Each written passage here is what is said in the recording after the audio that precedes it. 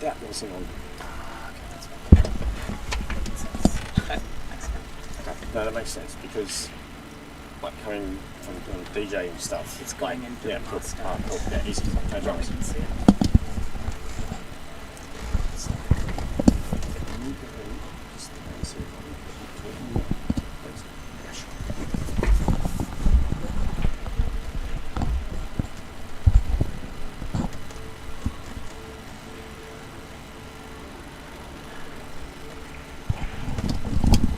Sebas.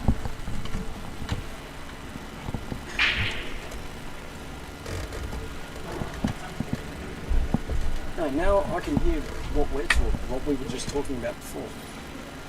Like it's relaying back into the headphones.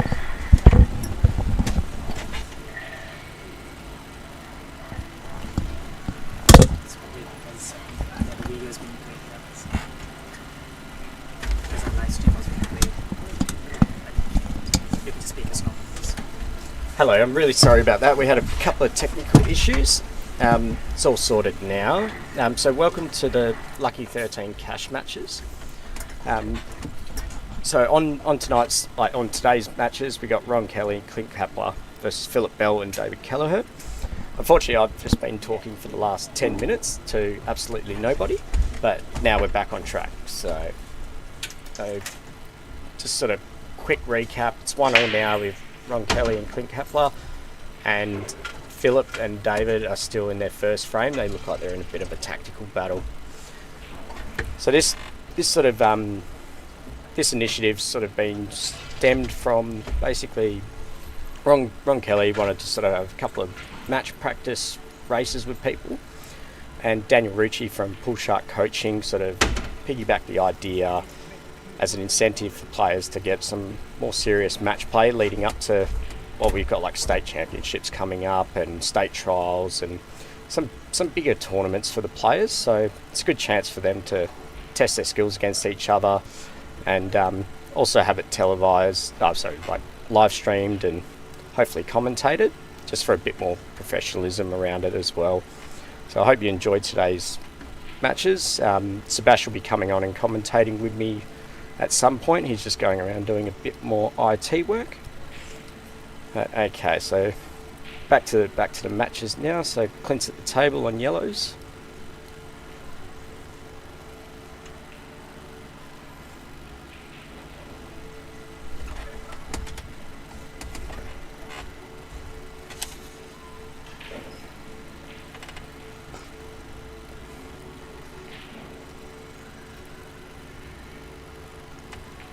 And just up on the other table with Phil and Dave, in a bit of a really sort of containing frame between the two.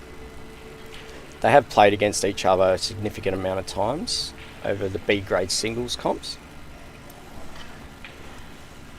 Oh, Clint's played a nice shot there on the left ball. It's a bit tricky on the cushion. I'd imagine Clint's most likely probably going to leave himself a double on the yellow into the middle if he's going for it now, or he's going to leave it for his last ball before the black. I'd imagine it's going to be his last ball.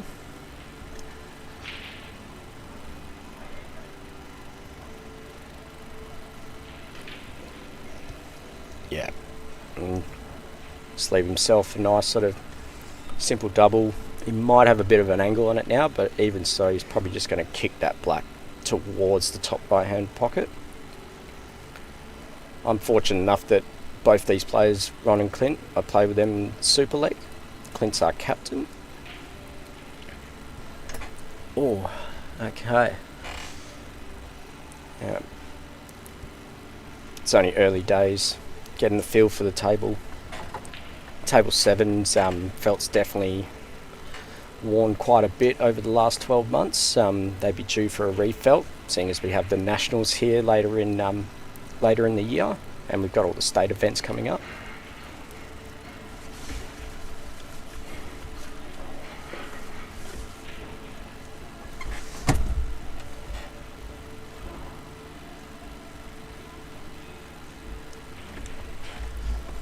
Okay, so just having a look over at table 8. Dave's got the white on the top rail. Be interesting to see what he's going to do here. And Clint's got him. Ron's put Clint into a snooker. Oh, that's a shot. Huge shot by Clint. Wow, off 2 rails, cuts the yellow into the middle pocket, lands nicely on the black. Beautiful shot.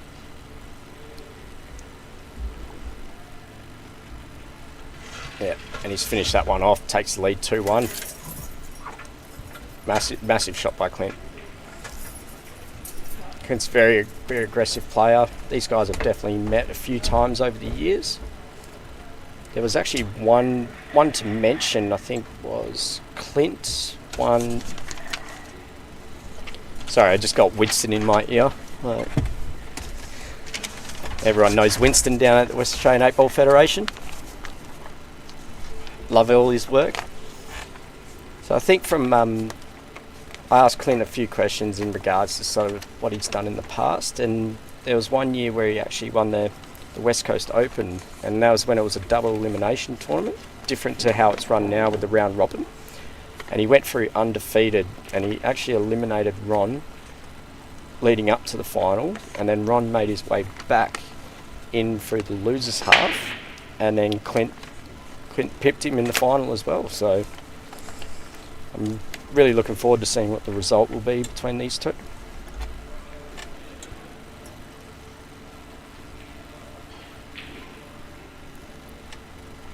Now, on the right hand side we got Phillip Bell. Should really go out from here. I'd imagine he's probably going to play not sort of what he's going to do with the black.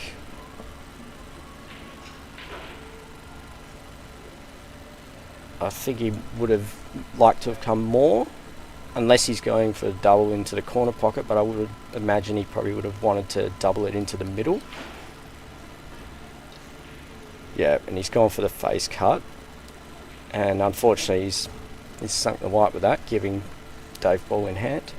I think with the screw back on the red, he just wanted obviously come back a lot more, and even if he was still a little bit high on it, he's still more simplified face cut double, sorry.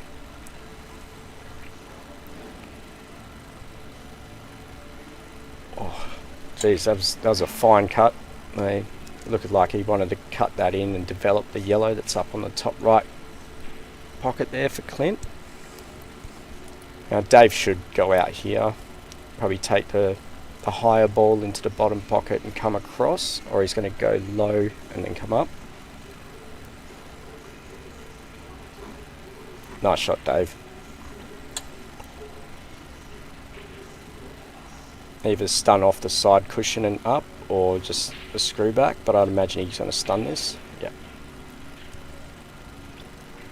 And that looks like Dave to take the first frame in their match, which has been 23 minutes that frame, so I hope the other potential 24 frames aren't that long, otherwise it's going to be a long night.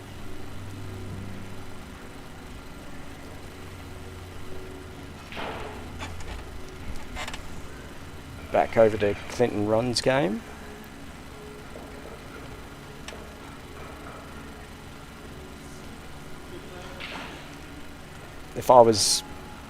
If this was a frame I was playing, I would definitely prefer to be on reds in this situation.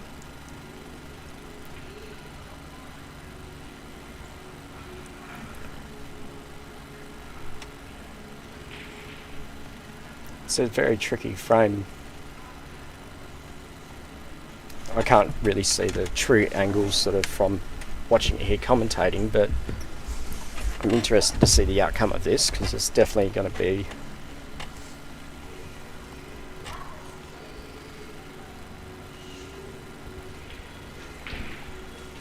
both these players have represented the state team that many times, so their strategy and understanding of safety game is next to none.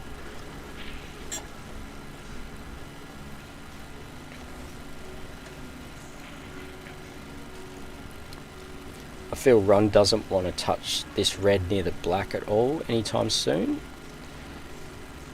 don't know if this red goes to the top. Oh, nice pot. Okay, so he'll take the red near the black and then go to work on his balls up the top. I'd imagine he's leaving the red to the middle as his last ball. Ooh.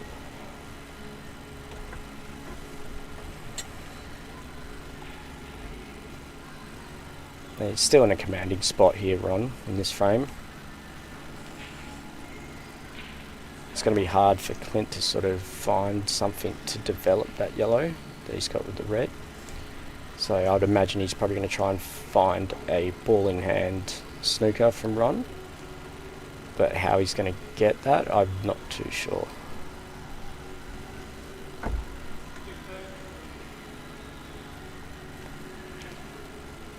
We've been fortunate enough that we got Matt Azea is also helping with adjudicating today and keeping time of this frame.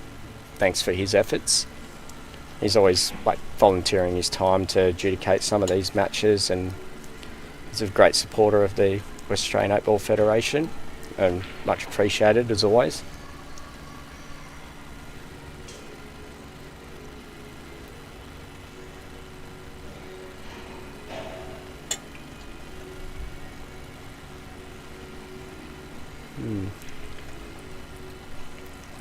That yellow that's at the top right for Clint is just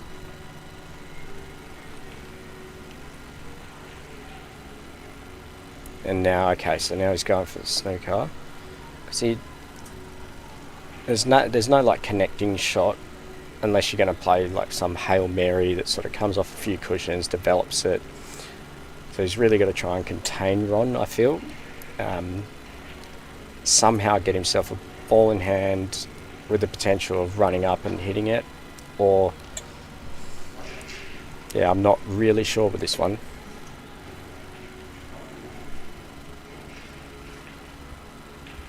Oh, here we go. Alright, so here's one ball in hand. That's what he's looking for. He's now got it. Like where Ron left that red as well, like on the high on the top cushion, isn't ideal, but at the same time it was in a bit of a tricky spot. Like you wanted to push it over the top left, but it was still just a tricky shot whilst not giving Clint much to look at either, but it was unfortunate with the in-off.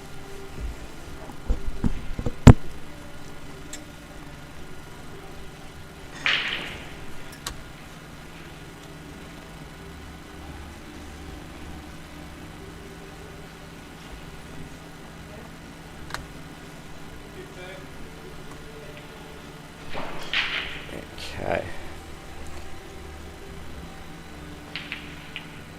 Oh, great shot. Just a little bit unfortunate where the yellow sort of landed after that, but playing that red off into the middle so it pushed it up to develop the yellow.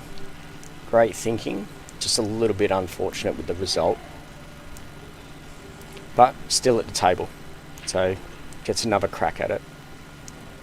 Whether he's going to sort of line it up so that he's got to do another, basically play the yellow onto the red into the top pocket, the red that's closest to the right hand rail, leaving the yellow down the bottom as his last ball. Ooh. I do like Clint's style, like very aggressive. Pulls out some massive shots, and it's always fantastic to watch. If this yellow goes to the top left hand corner, then Clint can go game here, and that'd be a massive frame for him to go up 3-1.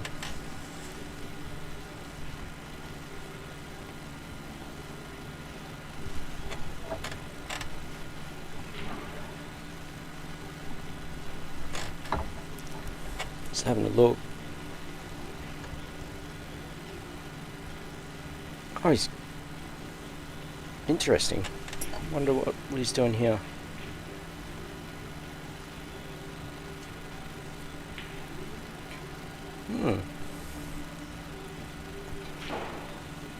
Yeah, I'm 100% lost. I'm not sure what he's going to do here, unless he's going to go off the yellow and pot his Ron's red and like end of visit, or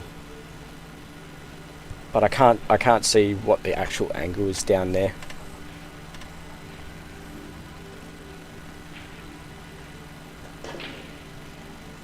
Oh my gosh, that's a massive double.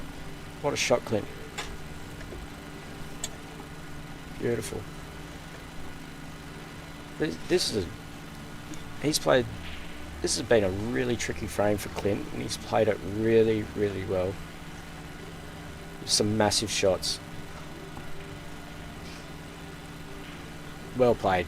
That's a huge frame. That'd be a great confidence booster for Clint as well, because he's up 3-1 now. And he probably would have been looking at that frame going, I'm in some absolute strife here. And he dug deep, contained the frame, got the ball in hand, and then went out from there. Very well played.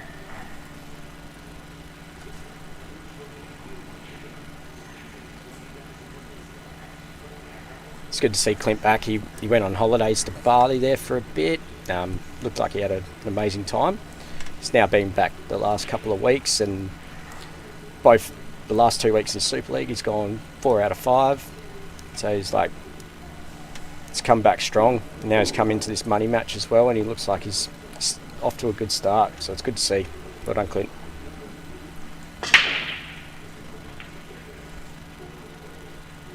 Nice break there.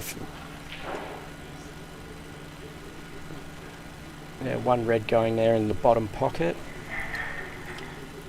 Yeah, looking at the table, I don't think he goes reds. I believe he would probably lean towards the yellows. Just with the 2 reds that are on the top cushion are looking a little bit funny. Plus the red here that's covered by the yellow on the bottom left-hand side. But then it's interesting to be what's happening here with this red and yellow on the bottom right-hand side. But I'd imagine he's going yellows. Yep. There we go. Okay, and just over on the other table we've got Dave. Dave's got a pretty open table to run out here. It's on yellows. Suppose only depending on where that black goes, if it does go to the bottom right hand corner, or if he has to sort of do a little bit of work to sort of get the white over for it to be in the middle left or the bottom left hand pocket. Looks like he's got great angle here for the bottom left yellow to give him any angle he needs for that black. Oh, and oh wow. Oh, he'd be kicking himself there. Like, it's just held up on that table, unfortunately. Phil's got a lifeline here, and I would imagine Phil will finish the frame off here to level it at 1-1.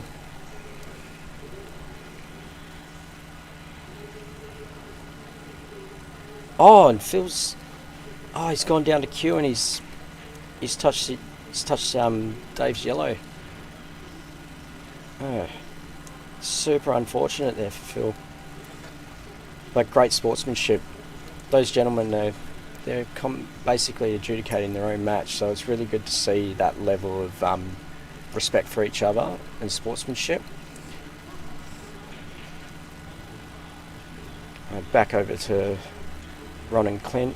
Clint's at the table. Yellows are looking real good for Clint he could extend his lead to 4-1 with having a 3-frame buffer, which would be a huge advantage this early on in a race of 13.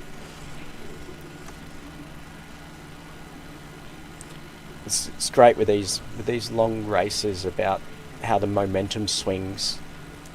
Like it might be one break each, but at the same time when you're hitting them well and you're winning frame after frame, like you just got to ride that momentum. And I'd imagine Ron he'd be wanting to get some form of flow, get a frame back, get some momentum going in. And we just had a similar foul then as well from Clint. Where he's accidentally fouled and gave ball in hand to Ron. Wow, massive shift here. I'd imagine he would have gone out.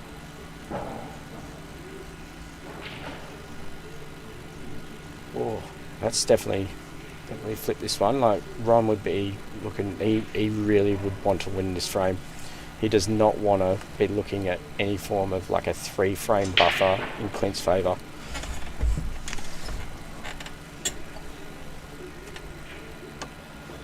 Oh, great shot.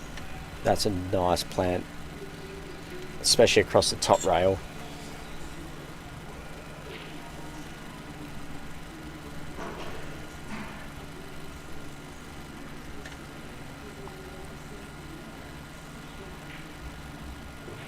Great hit.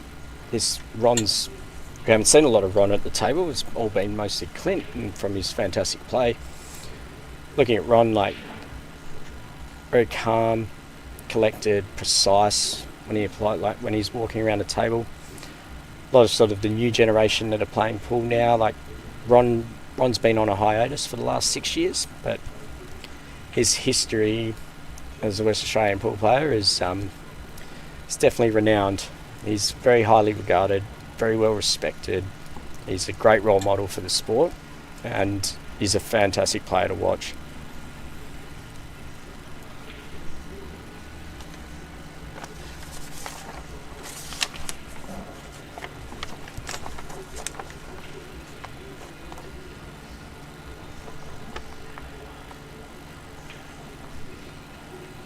Nice pot there to the top right for Ron. Now, I can't see the angle, but I'm interested to know whether the red actually goes to the bottom left here. Because I feel if it went easy, then that's going to be his first ball, with the one on the right being his last ball. And I think it does go, yeah.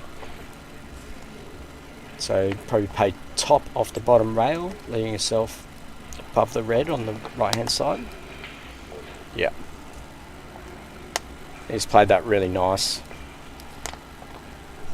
Two ways you could go about it. You could stun up and pot the black into the bottom left, or you could just roll this in nice and easy and play the black to the middle left. And I think that's what Ron's doing here. Just nice and easy. Black into the middle. Yeah. Some people don't like blacks being in the middle for their last shot if they can prevent it. Some other people do. Some people just prefer to sort of play the corner pockets, but each to their own. Oh, and that's massive. So, yeah, a bit unfortunate what happened with Clint fouling. However, it's just cost him a frame, and then he could have potentially gone up 4-1, but now the scoreboard's 3-2. We've got Dave's up 2-0 against Phil. Unless they haven't updated the pool stat, so I'm just going off because the players update the pool stat through their phone.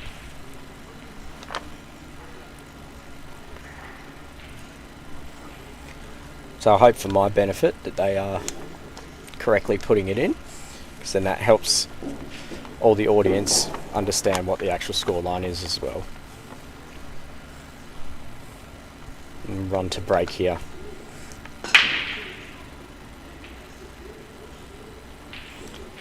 Playing with Ron on Tuesdays, I know he's just invested himself in one of the firing line break cues. So he's come to the party on the new trend of everyone having these break cues with Philonic Q-tips. Myself, I do have one, and I have definitely seen the difference in the reaction out of the breaks. Definitely more power. It doesn't, with basically the hardened tip, you don't lose as much of the power going into the break, and you're getting a better response from that. And hopefully you get more balls down. But as we know, it doesn't always happen. Ron's looking here to go with the reds. Red into the bottom left. There's a cliffhanger. It's very fortunate. I mean, with international rules, if that had just sat over the pocket, Clint would still be on open table. So no matter if you pot any balls off the break, you've still got to pot one after that to close the table. Now we've got Phil Bells on a black over here. Oh, that's a great black as well. Well played, Phil, to bring that back to 1-2. Gives you a bit more confidence. winning your first frame, especially in a race to 13.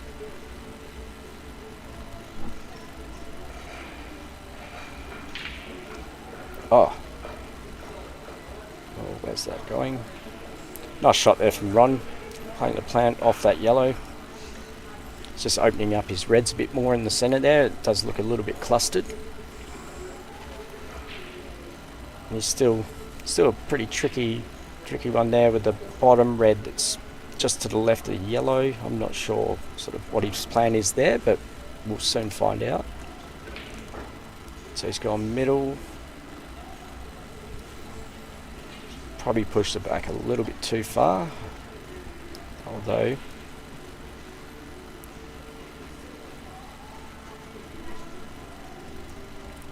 just over to David Kelliher and Phillip Bell. It's Dave's break. He's got a really good break, Dave.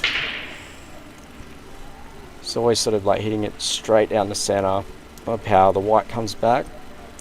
Splits really well. It's a bit unfortunate he actually didn't get one there. It's one of my favourite breaks in our league, in the Super League that I play against. And I've played him in quite a bit of the B grade doubles as well. Very, very good to watch. Okay, so Ron's played that nice where he's just played off the cushion, pushed that yellow off that red, and he's really sort of opened that up. I think the prior shot where he was pushing the black away, he didn't obviously want to sort of push it that far, which just created a little bit more work for him to do. But with Ron's experience, I would imagine he's got half an idea of sort of what his plan is. He's going up and down the table. Oh, so looks like Ron put quite a bit of check side, so he would have put left hand side on that ball. So when it hit the right hand rail, it's come back around, swung around, but it's just swung a little bit too much, and he's actually snookered himself, unfortunately.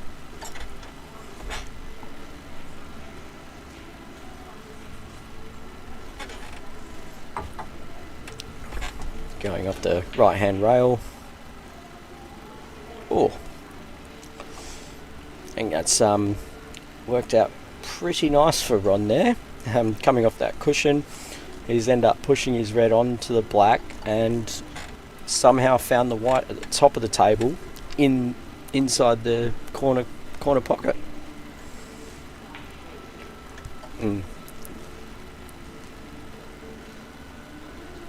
All Clint's balls, almost besides the one on the left hand side. And if he gets back to the table, which he probably 99.99% chance that Clint's going to get back to the table. He's got every option here, and I'm not sure what Ron, if he comes off the cushion thin on the red to leave the white high on the table. And he's caught that thick.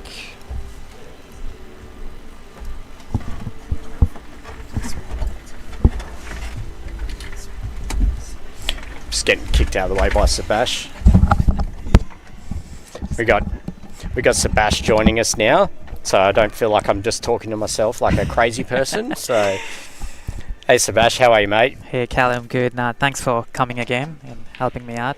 It's nice to have someone here, and I appreciate it for all your help, man. So thank you. It was only the slight audio issue at the start, but mate, these are things that we learn. Yep. Like, we're sort of new to doing this regularly, so exactly, ironing out the kinks. Definitely. But thank you very much for all your volunteering and support, mate. It's really appreciated. Thank you. Anytime.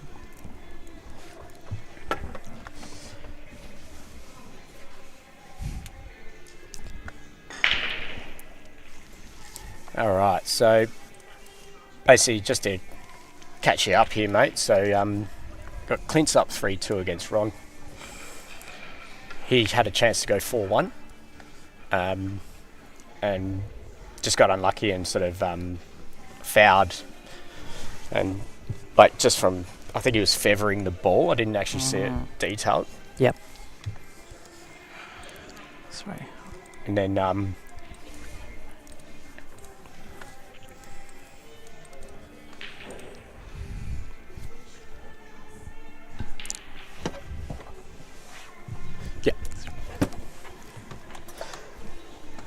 sorry to anyone watching. We just moved the screens around a bit. Mr. IT's doing his thing. So. Looks like Ron's here. Nice black into top. Yeah, 3-all. See, I actually didn't see how that played out because... Thank you, Sebas. I love that was actually a really, really good frame that I was quite interested in, and then you completely stuffed it up for me. Thanks, mate. Came in like a wrecking ball. But that's huge for Ron. He was looking at a deficit of 4-1, and now he's won two frames in a row. I was saying before about how with these long races, how you get momentum swings. Yeah. Yep. So because you could be up 6-2, 6-1 even, and you lose one frame, and the opponent can make it 6-all, right? I've seen it happen so many times. Because, you've got scoreboard pressure, these things, but then you've got the momentum swings. We see it enough, like, with AFL. Like, you've got a team that plays well the first quarter, but then the other team will play well for between quarter 2, quarter 3, and all of a sudden it's got this, like, swing of scoreboard. Yeah, exactly. But that's the sort of... At the higher level players, it's the consistency that sort of prevails. Yep.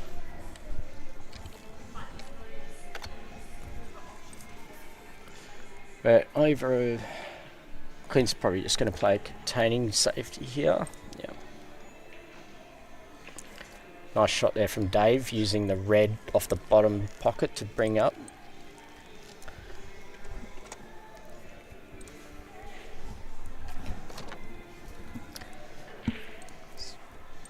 Interesting. See what Ron here does.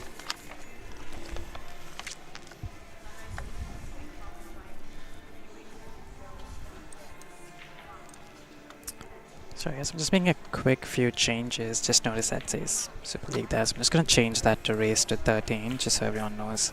Yeah. That's okay, mate. Like, you're a little bit rushed because, like, I'm still yet to understand if you've ever been on time for anything. You see, I came here half an hour early, and even that's not enough. So I guess for next time I need to come here, 1 hour early to even like, because you always have bugs when you do this, like small kinks where you'll notice, kind of iron them up. But now that this is the first cash match, it makes it easier because we can kind of save these templates up and then use it, because the setup for cash match is slightly different because you're using 2 different scoreboards on 2 different and you tables. Also, we've in regards to pull stats, so anyone that's watching can understand. So they're keeping track of their results through pull stat. So they're entering in each time. Is it both players have access to it, or is only one player that has the access to entering in the scores? So both players can. So both of them can just use their PIN to log in on their phones, and each of them can just update as they go. Oh, okay, so that's good, because when it's not your break, you could just be, like Clint would probably say to Ron, it's like, mate, when I'm breaking, just update the score. Exactly. And that helps everyone understand what's going on. Exactly. Yeah, perfect. And makes it easy for us because... we're not sitting here and updating the scores. It just takes it out of our... I'd imagine if anyone was upset about having to take 2 seconds out of their day to put a score in, we probably wouldn't want them playing a cash match. So. yeah, exactly. So far, everyone's been, supportive of it. It's good, and I think been really good. It's good for the sport. That's just back to the pool there. I just saw a really nice shot by Phil. Played this nice cannon. Opened up the red nicely. I'd imagine Phil's going to go out here to bring it back to 2-all. He's such a controlled and clean, a fantastic pool player. Amazing, yeah. You just don't see him play league much. He likes his singles play. He likes his table time. Like the 1 frame pool, he just doesn't get enough frames a night. Whereas when he's playing these B grade comps and the tournaments and stuff, he gets a lot of table time. Because he plays very few comps, right? I mean, I know he'll he'll play the bigger ones, but I think it's a lot to do with his work commitments. Yep. And family commitments. So when he's here, he wants to maximise the amount of time that he does. Yeah, fair enough. And I would imagine he's going to go here. Yep, just nice screw back. Oh, that's... I picked Phil for this one though. Like Phil's such a good cure, nice potter. He would probably, I'd imagine he's just going to cut this down into the bottom right hand pocket. Once you sort out all your templates here, mate, and then you can focus. Yeah, I'm almost done. Just changing it to race, and then just so everyone knows. Yep, just come in here like a wrecking ball, throw me off my game.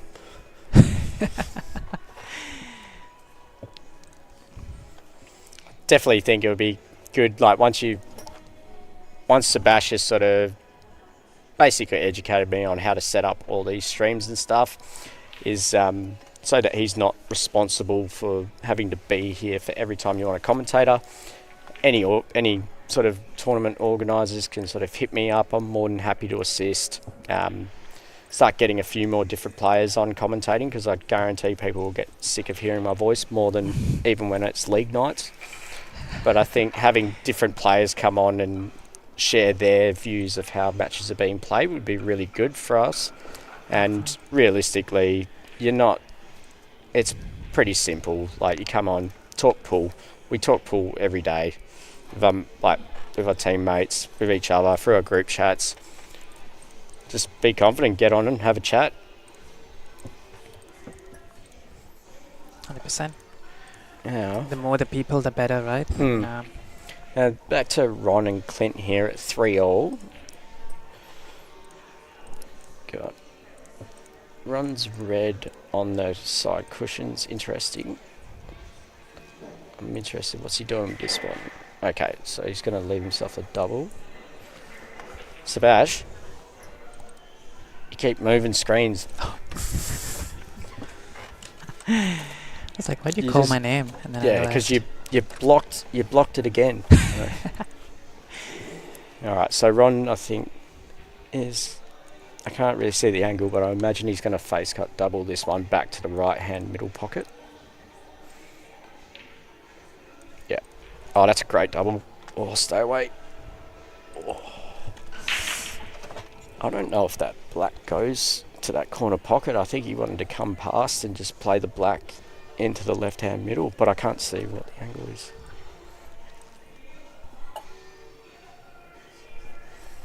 And I have a feeling it doesn't.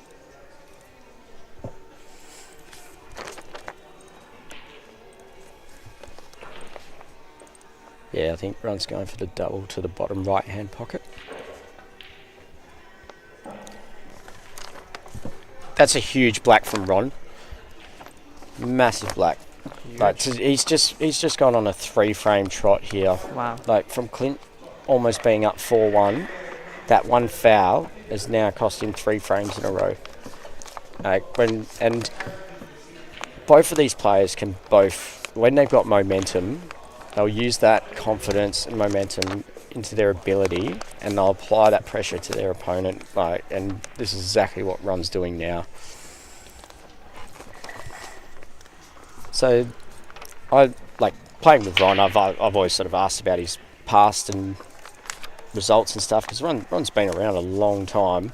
Like, he looks pretty young, and it's sort of Ron's been playing a long time, and like from a sort of junior level.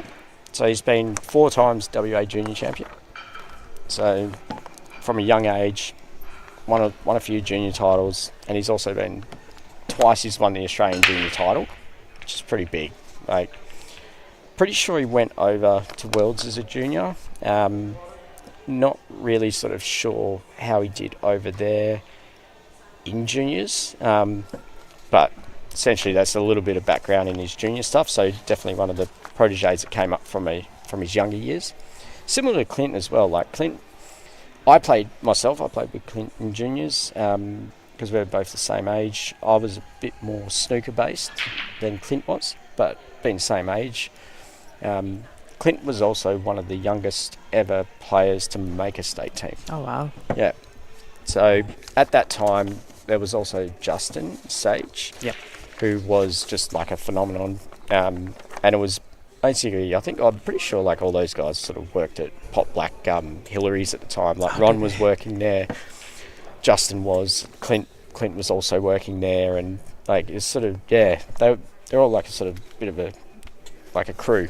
Like Justin I think is a little bit older than myself and Clint. But essentially, sort of those guys were all sort of playing together all the time, and I'm pretty sure Ron was also coaching Clint there for a bit. Since like Clint was about 11 years old, because like Ron's got a good, think about it, probably about 8 years on us.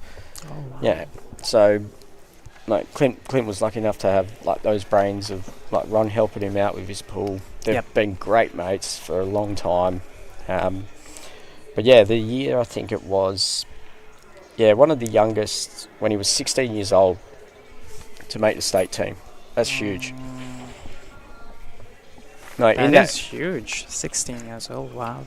Yeah, and that's the thing as well. Like Clint was playing in an era where Justin and Ron like just playing phenomenally. Justin, I think at that time went on to win. It was the under 21 singles. They don't have that anymore. I think they don't have it anymore, but they had he won the Australian under 21s. He won the Australian Open, and I think he won the under 18s, all at the age of like 16. Justin, right, and he's now gone on to he's doing all the 9-ball stuff, Chinese 8-ball, etc. So having that type of level of play around you all the time is hence why like Clint's ended up making over like 15 state teams. Wow. Having really deep runs in major competitions. Like even last year, Clint played in the state, in the Australian Open singles, came up against Michael Skerry. I remember watching this because like I was at work and I'm watching the whole match and I'm pretty sure he went down. I think it was like 11-10 or it might have been 11-9, but like I was spewing because I just seen Clint just rattle a couple of blacks in the corner pockets on those Supreme tables, and I just like my guts were wrenching. Like I was like, oh mate, like should have gone through to the next round. It's just a bit unfortunate. Wow. So just to interrupt you, there's another clearance by Ron there, so it's gone up 5-3. Like that's what I mean. Like you sort of look at this and it's like, mate, like he's got momentum swing here. But yeah, no, I didn't know. I didn't even know that Ron and Clint were, best mates before. And such a huge history, right? I mean, yeah, especially from like the younger years, because there's a lot of guys that just never left the scene. Like if they've started, left like the pool society where they've started as a junior and gone all the way through and never had any breaks. Ron, on an instance, like he's been gone the last 6 years, and prior to that he had a break. I think he stopped playing in about mid 2016, and now has only come back in 2023. So about 6.5-7 years that Ron hasn't been here. And then prior to that, he also took a break between 2012, 2013, and also between 2005, 2006. Like he's got a couple of kids. They're now teenagers, so they're sort of pushing him to play more tournaments and more matches. They're not so heavily needed on having to parent and be around. So I'm sure there's a few players in Perth that'll be like, oh no, that's going to make it harder to make the state team now. But to be honest, I'm absolutely stoked that Ron's back. He's a fantastic role model for our sport. He's very good with the juniors. Like he's playing, what is it, the School of Rock team with Rocky and Dan Rucci. And they've got a couple of the young juniors on their team. Like it's good for the sport, and it's giving something back after, like, because he was a junior once upon a time playing with all these guys. So good. Looks like here with Phil Bell and Dave Kelliher, it looks like it's going to be a bit more of another tactical battle. Now Clint had a short break there, and he would be wanting to really come back, but he's come up dry, which is... I think all the reds are on. I don't know if that red goes... I don't think it goes to the... It's hard to see from the side, but I don't know if any of those reds go to the Which red are middle. you talking about, Sebastian? If this one goes here. So I you don't- mean the one closest to the top rail? Yeah, yep, that's the one, yeah. Because I think that's going to be his... Once he puts this. Yeah, that's Okay. going to be the hardest red, right? So he's The one gonna on the top red. he's coming down the bottom of the table because obviously the black's on back in the top half. So I'd imagine Ron's going to eliminate these bottom two Yep. and work his way back up the table. Makes sense, yeah. Not sure what his last ball is going to be yet, but I would imagine it's either going to be the one that's the first one to the right of the black, just above it, so below the yellow, or the one that's near the top cushion. I feel that would be his last. Do you think that last goes ball. into the right pocket? I don't know, and that's sort of. But at the same time, he's got enough balls there that he could He develop could develop some. it, yeah.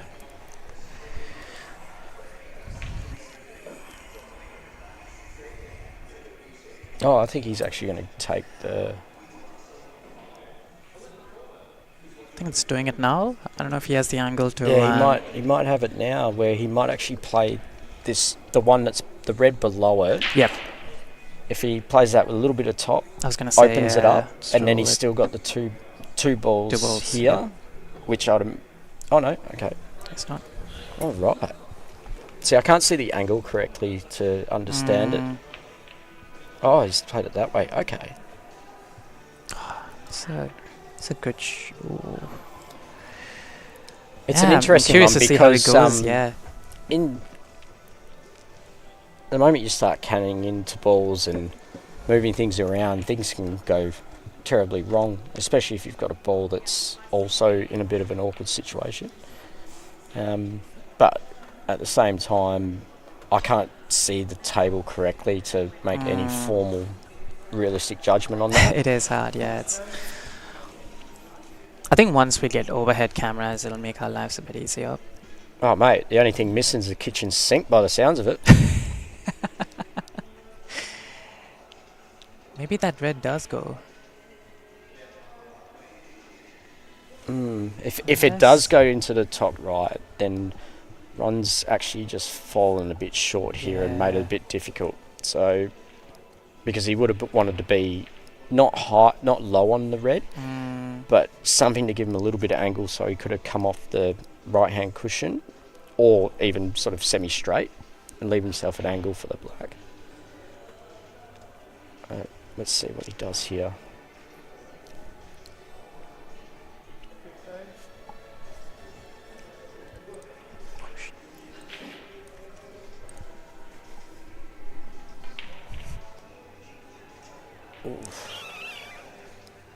Interesting shot. Yeah, I'm interested to see. I feel he might have actually been trying to play it so that he cannoned off half ball of the black, so that it actually pulled the white up closer to the red. Because then if he's pushed the black down this way of the table, on that left-hand side, it's a pretty open table. So he would have pushed that open, left himself a shot on the red, and he could have played... Because all these balls are clumped together, so he's actually got quite a bit of table space that isn't blocking a lot. So he could have worked himself into that position. It's just got a little bit tricky.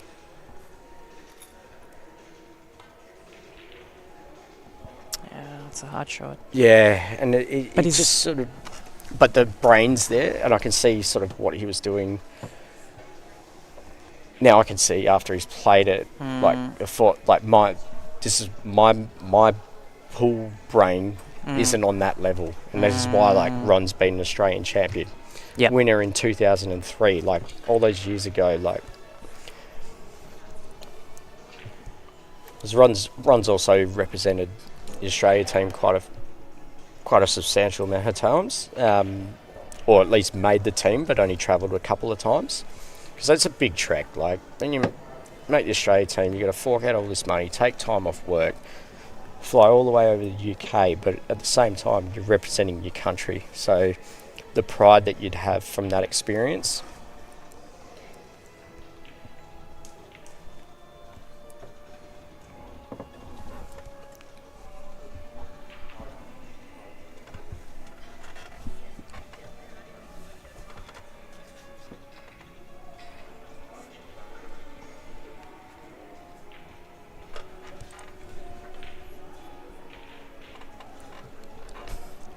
Clint would be looking to really, he needs this frame. Not only for like to get back on the board, but for his confidence with this match, because, and I think him taking that little break to go to the bathroom, wash his face, whatever it is, just get away from the table for like 1 minute. That would have done him some good. Just sort of recalibrate, refocus. Because, yeah, you don't want to let Ron get in the swing of things, because all of a sudden it's going to get away from you. But then at the same time, Clint's got all the skills to be able to do the exact same thing that Ron's doing to him. But yeah, he'd be looking to really get this frame back. Like, he really needs this. He needs to, yeah. Because otherwise, then he's on the verge of being on a 3-frame deficit. Yep. And on the other side, Kelliher is on his way to a clearance as well, so to make it 4-1. So it'd be 4-1, yeah. I like Kelliher. I'm playing Kelliher in a couple of weeks on the 4th of May. I'm looking forward to it. He's been on hot form, honestly. He's been playing really well. He's just started playing Super League as well. Yeah. And he's sitting up there high on the percentages. He's been playing so well. I've been following him because I used to play for his team in First Div. Who was that for? That was for Great Whites in First Div. Is the Great Whites, was that out of Q Power or? We were playing out of, what did we play out of? Sort of HQ. Oh, okay, so Yeah. that was out of here. Yeah, okay. Yep. What's it with everyone with names of the sharks, isn't it? Like, you've got Yeah. the pool sharks, you've got the sharks, you've got the great white sharks.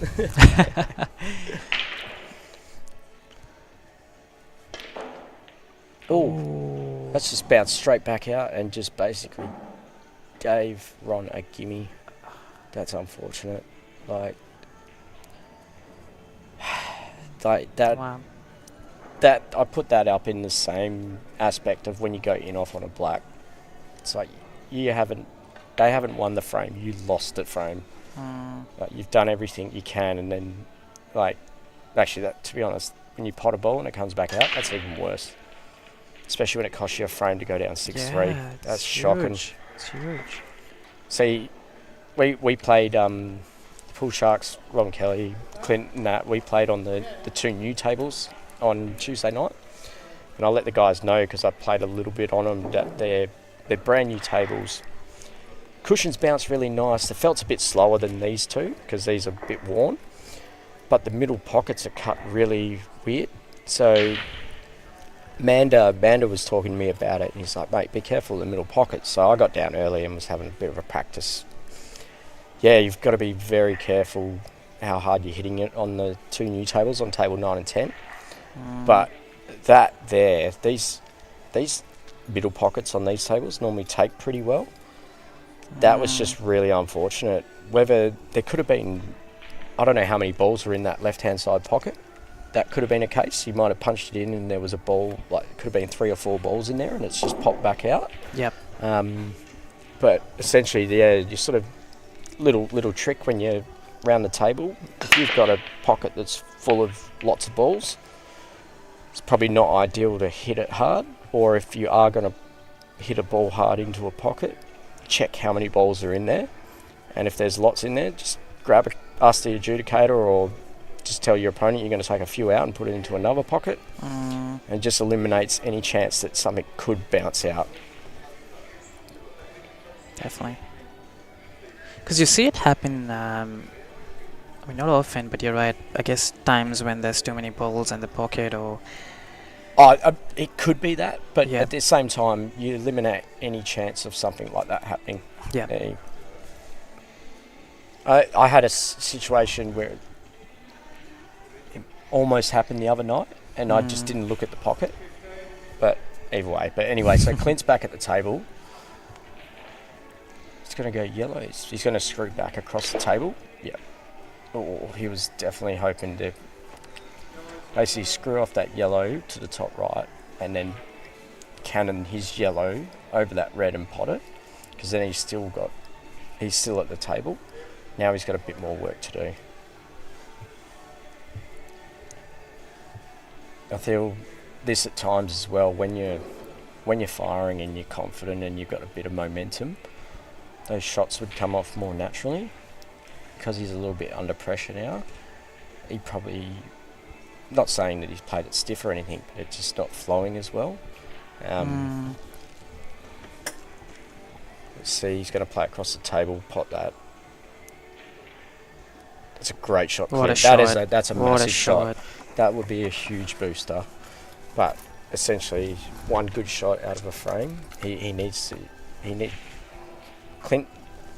needs the momentum shift, lift his confidence, because he's got the skill set. He's a fantastic player. But like, look at that. Ron almost potted that.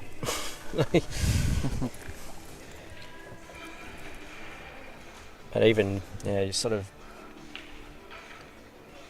Oh, that's a nice shot. Is that Phil or Dave? I can't see. That was Phil. Phil, Yeah. He needs one back here, Phil.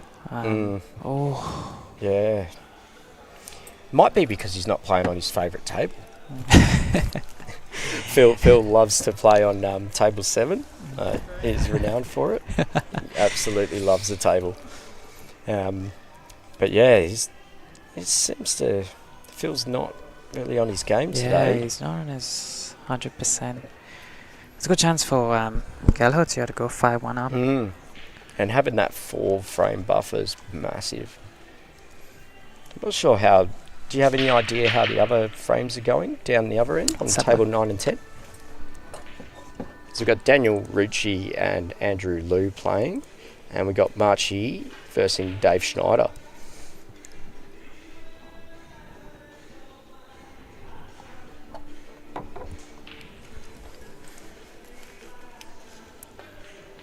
Yeah, Snyder's up 5-1 with geez, Marchi. Ron, that is a huge shot. Nice shot, Ron. And Andrew's up 4-2 with Dan, so... Andrew's up 4-2 against Dan. Yeah. Right. Thanks for that, Sebas, bringing that up. Cause Have you put your name in the hat there, Sebas, to play a cash match? Yeah, I'm playing with Simon Gray.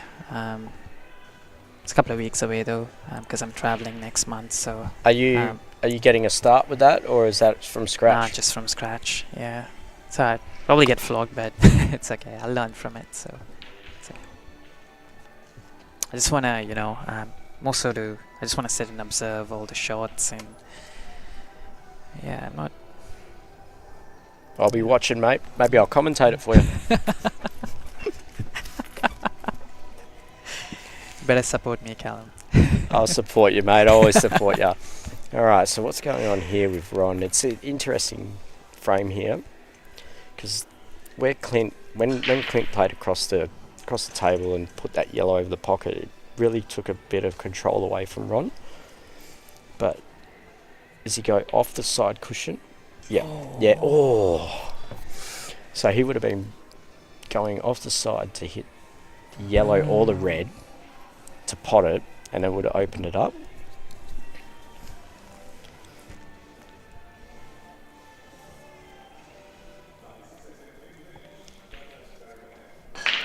Yeah, you can see, like, between the two matches that we're commentating, before you came on, Sebas, the first frame took like 20 minutes for Dave and Phil. They had a big tactical battle. Whereas, as you can see with Clint and Ron, very quick frames. They're aggressive.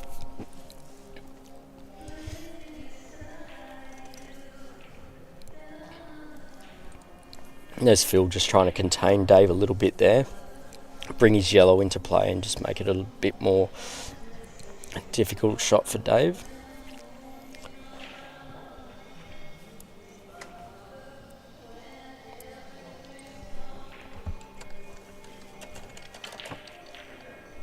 Oh, Clint's played his yellow off the yellow, and it's actually brought the yellow across the table. But I'm assuming from the way he keeps lining up the yellow is that he can pot it, but from a certain line of shot. So So he's just trying to figure out how he can map getting to it.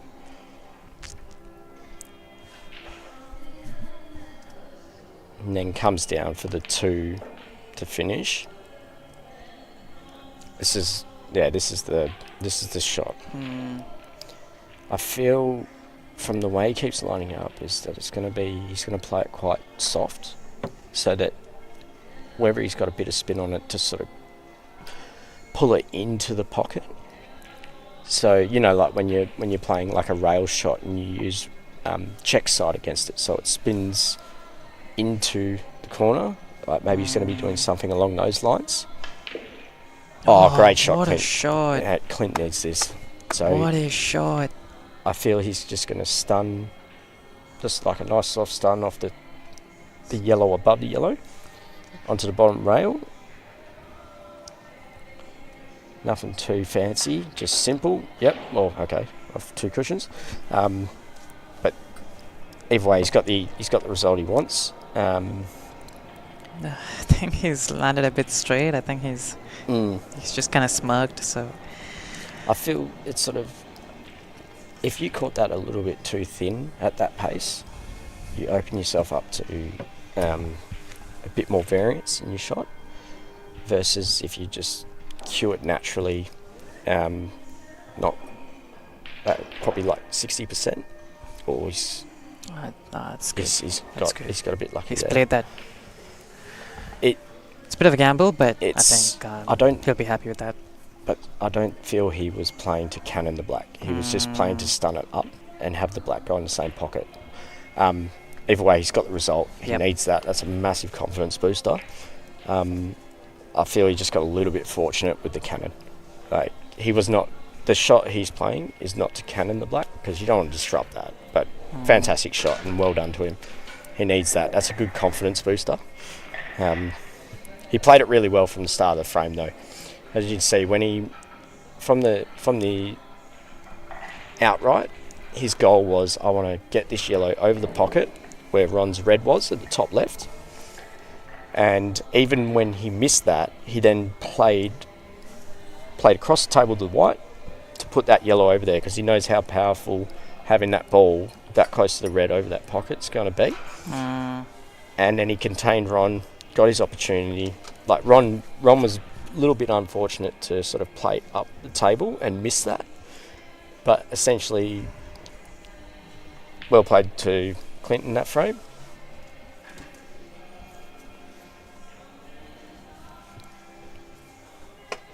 He's just gone for a couple of refreshments.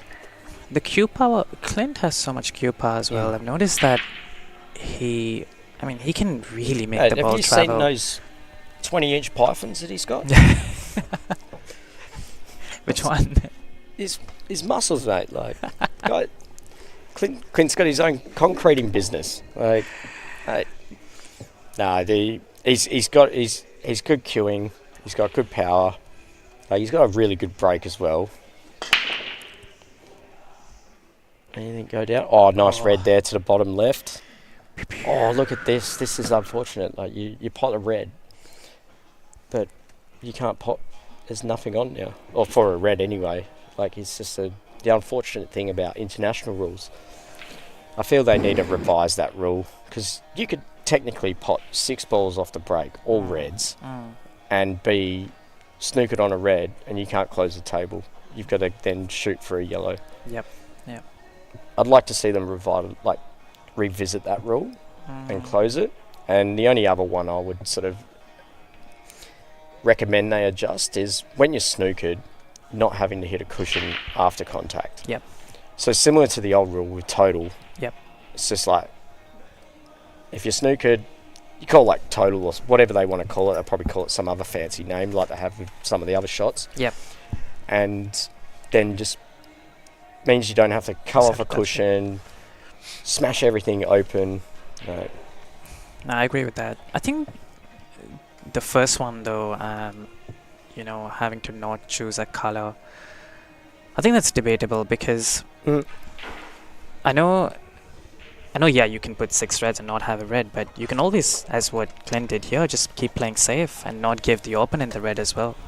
You can always do that, right? So you still have a bit of strategy involved. Well, look at it this way as well. So, say for instance you do that, right? You pot a red, you can't pot. You Yep. can't pot a red. Yep. To close the table, you like in world rules, right? You Yep. used to. It had to be a ball that was potted. Okay. Yep.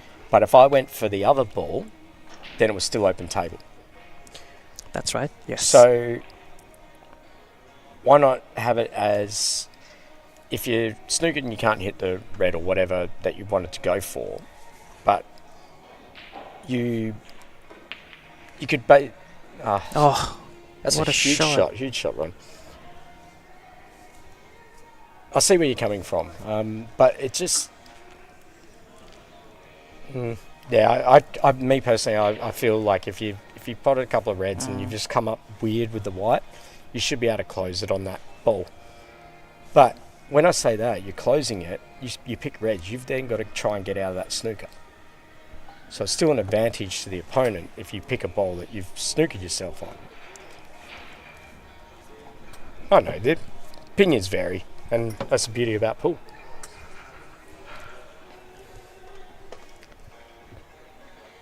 See, Phil's really tying Dave up over here.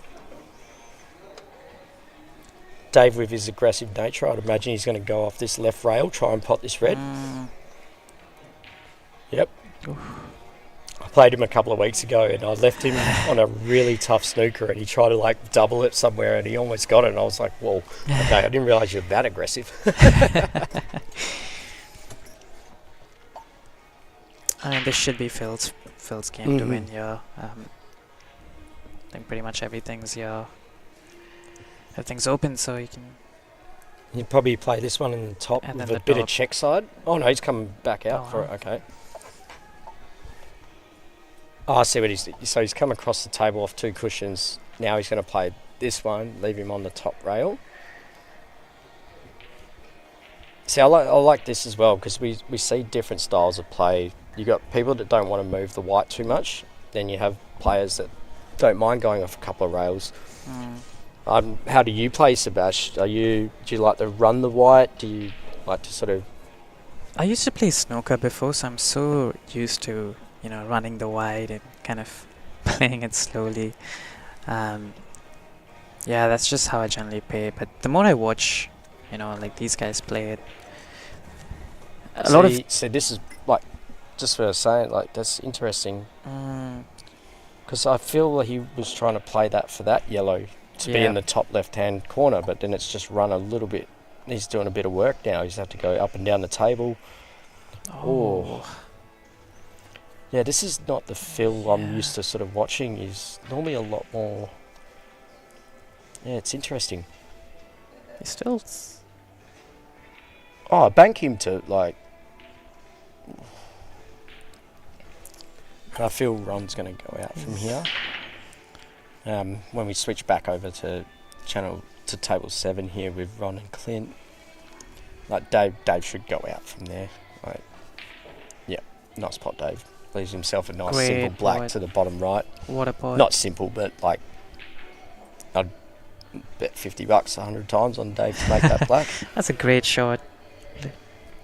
It's a nice confident pot. And Yep. See, safe money. yeah. Now Ron I would imagine will probably screw back for this one. Just leaving himself a little bit of an angle to just sort of stun up, screw back for the black, or now he's gone quite a little bit high, whether he comes off the bottom rail and the right hand rail, because I don't think he's going to screw in and with all like bottom right. Yeah, he's going to play off the 2. Yep. And that's the difference. There's 2 ways to play that shot. You can play the natural angle off the bottom rail and the side rail, bringing it up, or you've got the showboat way of like deep screw with bottom left hand side coming off the side rail and spinning up. Split that perfect. Do you see what I mean, Sebas? Like Ron just plays the natural angle He there. does play natural, yeah. And then he takes that's 7-4 now, isn't it? Sure is 7-4. Now, Sebastian, I'm just going to switch off for a second. I'm going to go to the bathroom. Yes. I'm sure everyone's probably sick of hearing my voice, so Because no, I think people love it.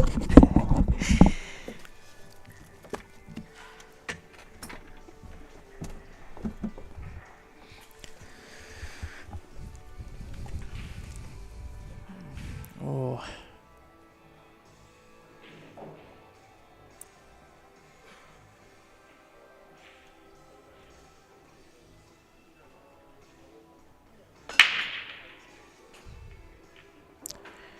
Yeah, it's a big miss by Kelliher because still an open table.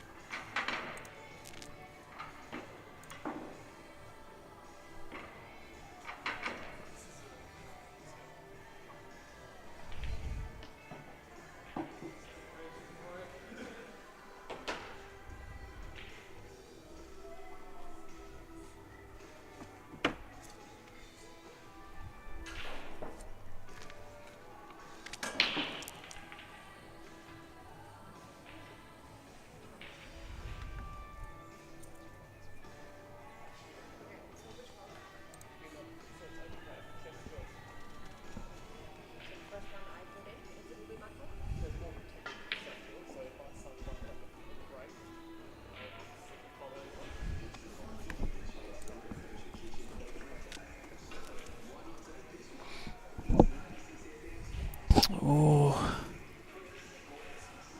I don't know if Phil's covered his red here.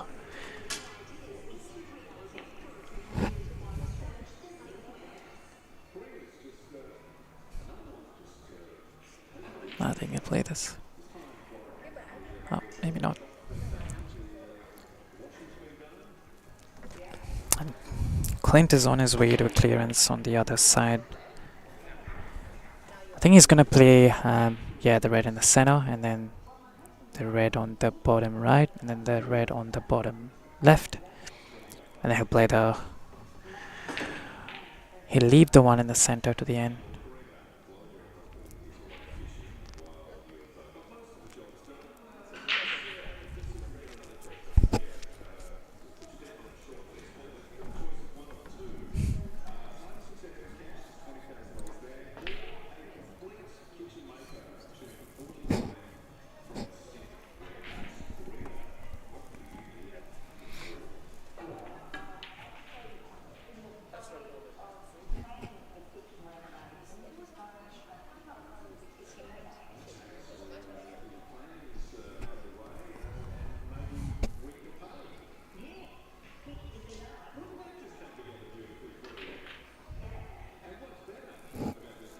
Yep, it's pretty good. He's left himself an angle, so just needs to pot this.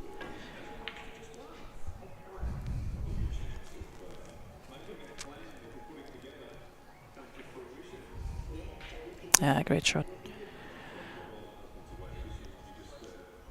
I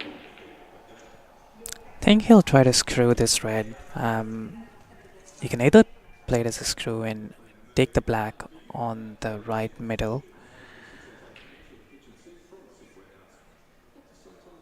or I don't know if he's coming around the other side to play it on the bottom right. So yeah, he's playing it to the bottom right.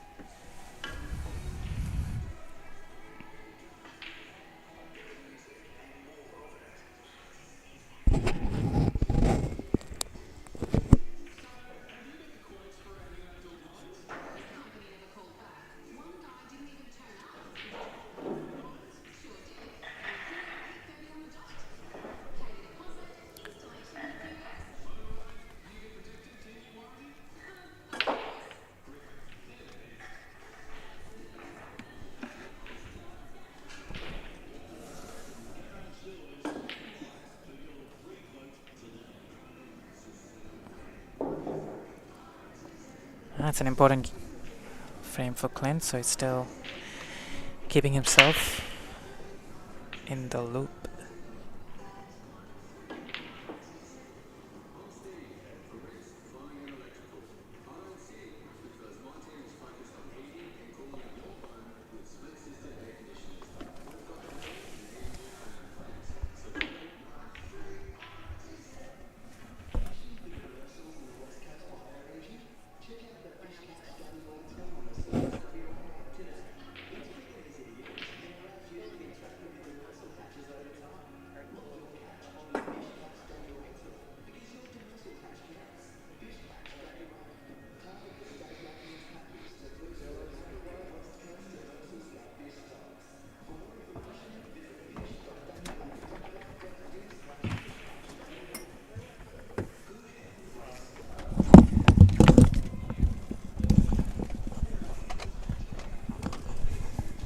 Okay. So I'm back now. You're good on your own there, Sebastian, for a couple of minutes? Yeah, it was Clint had a clearance, so Oh, beautiful. Clint is up 7. Well, he's down, but got a frame back, so he's 7-5 now. Ron's on his way to another clearance, so he has all the yellows on. Yeah, And the I black think is the open, only, so- There's only real issue ball's the one on the right-hand side, but... And I feel he's actually probably going to leave that bottom, the yellow on the right-hand corner as his last shot. Mm. Depending on how he's landed, I feel if he plays the plant, rolls this yellow onto that, then he'll play that same ball into that pocket, the yellow to the right middle, and then leave. Or he now changes plan. Yeah, the yellow So- just moved. I feel he wanted to hit that more full More ball, full, so yeah. it didn't roll up the table. Yep. Phil over on the other table, he'd be really wanting to. He needs to get another Get one frame, back. because if he goes to a deficit of 5 frames in a race of 13, that's a massive uphill battle. He's going to play the red off the yellow here. Yep. Nice shot, Dave. Great. Nice shot, Phil. Sorry. Yeah, so he has still played that yellow into the same pocket. Now, I feel these tables are really quick. So Ron, I still think the right shot is to just play this really soft. Just roll it in. But I'm not sure he could push it down further and cannon it. Oh, he's... Yeah, so Ron's played that really... So he's tried to borrow the pocket a bit Missed there. He it. wanted to hit it thicker into basically the right-hand side of the middle pocket. So borrowing it, which means he catches the white thicker and holds it to play that last yellow. He's just borrowed it a bit too much and he's just bounced back out. Gives Clint a chance here now. And Phil on the other table has also missed his last red, so... Yeah, The good thing for him- Dave's spot on the other table is with the two yellows that are right near each other. I feel he might actually go for a snooker here, but Dave's not one. He's very aggressive, but he needs to play like a containing shot here, develop at least one dead ball, which is the one on the left. What's he going to do? It's a hard shot, I think. Oh no, he's going for the double. See? He gave it something. That's Dave Kelliher. He's exciting to watch, and when he's in, like, this is what happens. You go down a lot of frames, and he's confident in his ability, plays his shots. He believes in himself.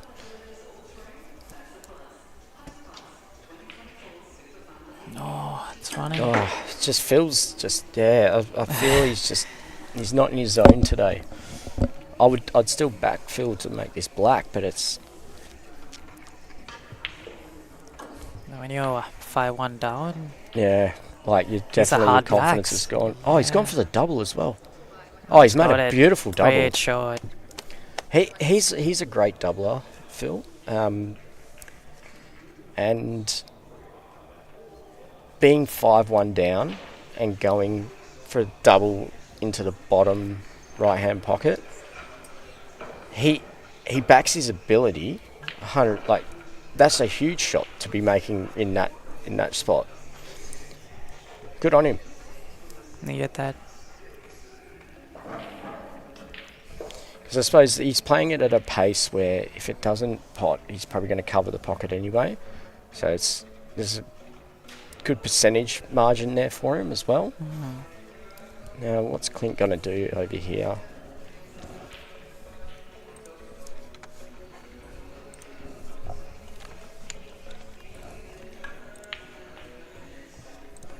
Do we know how many people are actually watching this one, Sebas? Are you able to tell? Let's have a look. Have we shared it to like the Australian 8-ball page as well, or? I'm not a part of... Are you a member of that Hmm. page? Can you Yeah. shout across?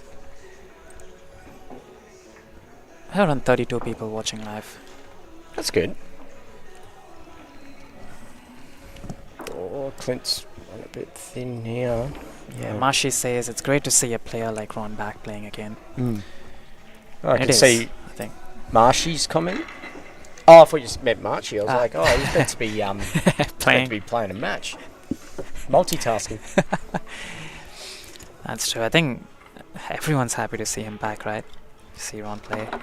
Because he's an all-round great dude. Like, he's very likable. He's very approachable as well. He's always up for a chit-chat. He's quite reserved and he's not outspoken, but he's always happy for a chat.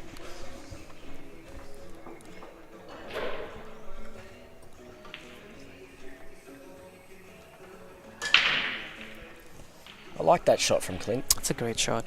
Yeah, like he's got to contain. He leaves the ball this side of the table for Ron.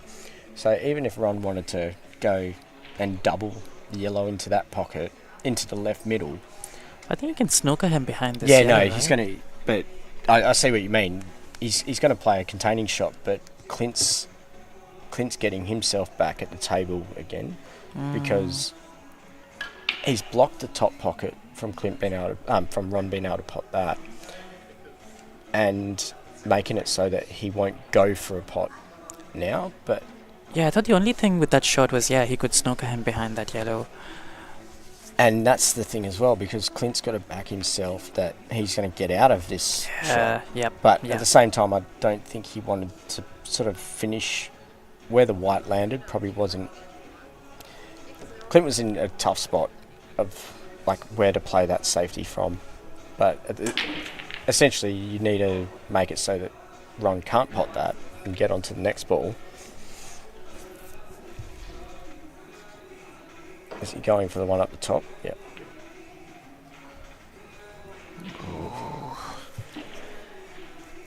He's opened up that yellow now. So Ron, I think. Well, what do you reckon Ron's going to do here, Sebas? I think he goes for it. I think he screws this. I don't know the angle, but I don't know how straight it is. But I reckon he goes for it, right? Because the red is dead anyway. Yeah. I just don't know the angle of this yellow, if he can screw it or come off the cushion, and then all he has to do is just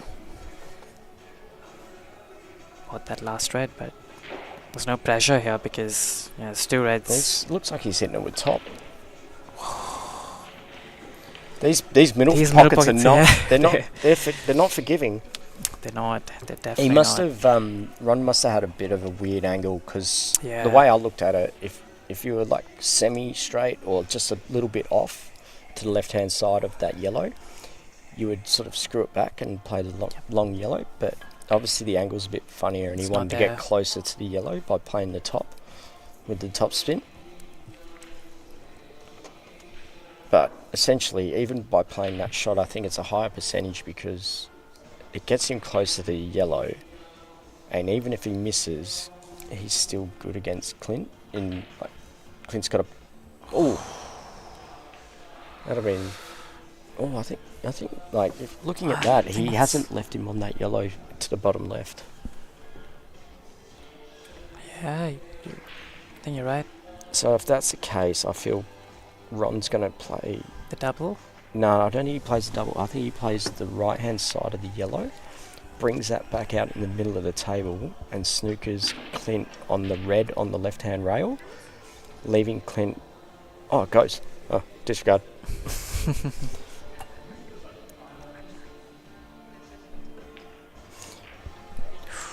I think it's also...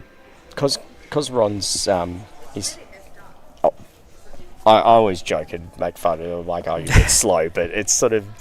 Because he's so cool, calm and collected and just has this pace about his play, you see a shot and you're like, oh, you'd think that's on and it'd just be like, pop that, go on to this. Whereas, yeah, I thought the way that he was looking at the table, it wasn't on. Oh, is it that too thick? Well, he's missed that double by quite a Huge substantial margin. amount. But he's left it, I think now it's advantage Clint, because yeah, because Clint's going to probably tie him up. yeah, Whether and Clint brings the red down this way over the bottom right-hand pocket, leaving the white on the left-hand side of the table. Because if he leaves the white on the left-hand side of the table, Sebas, Ron can't double length, or it makes it harder for Ron him. in an essence, and he also has the ball down this way. Oh, he's going this way? Okay. Oh. See, Clint's also very aggressive as yeah, well. that's attacking. You know, most people wouldn't But go at for the, the but double at the there, same right? time, you got two ways. If you're up 3 frames or 2 frames, then the aggressive way. Yeah, I feel if I was down a couple of frames, I might go with more of a containing sort of percentage shot. Yep. But at the same time, you're talking about consistent, or sorry, not Ron because he's been off for the last 6 years, but guys that make the state team regularly back themselves with these shots. That's almost like a high Yep. percentage shot for them Yep. to make that pot. 100%. And at the same time, he still hasn't left Ron anything. Ron's going one cushion here. So I think he's trying to land He's this. trying to push the yellow across. Oh. Was he trying to push Oh. it across? I feel Ron Oh, was trying to man. play off the left-hand cushion and hit the yellow fin and push it across. Yeah, I think that's what he was going for. I think he apologized straight away.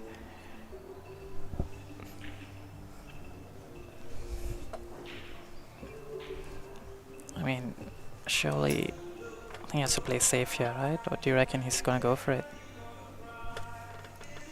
Yeah, play safe. He would have wanted that on the other side of the red. I think he hit that too thin. But ideally he wants that behind the red and play that thicker, but yeah. I don't think Ron doesn't really... I feel Ron's going to go for the double. The long double? Yeah. Unless he cuts... Unless he can hit the ball on an angle where he sort of sits this side on the right-hand side of the red. Because he's going to hit the red at some stage, but he wants to land... I think he goes for the double. Oh, what a Yeah, shot! What a Shot. shot!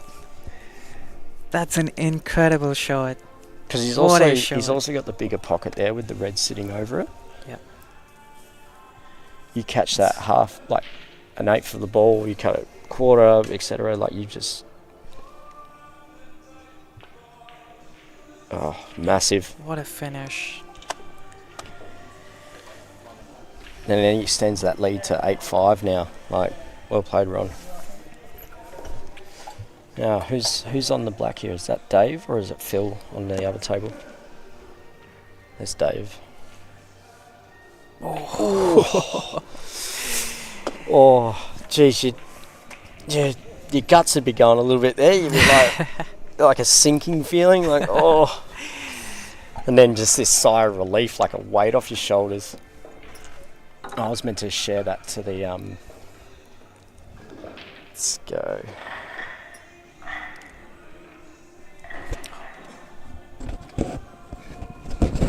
So the pool players group. Yeah.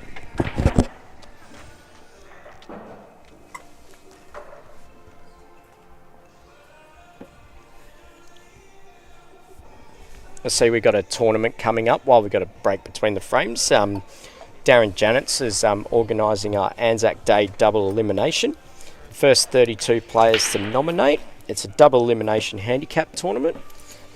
Always love the work that Darren puts in. He volunteers a lot of his own time to run these tournaments alongside with Sed and that as well. Like, really big contributors to the West Australian 8-Ball Federation in organising these events, and it does take a lot of work to do all this stuff. So, speaking for the whole West Australian 8-Ball Federation, thank you very much to those gentlemen.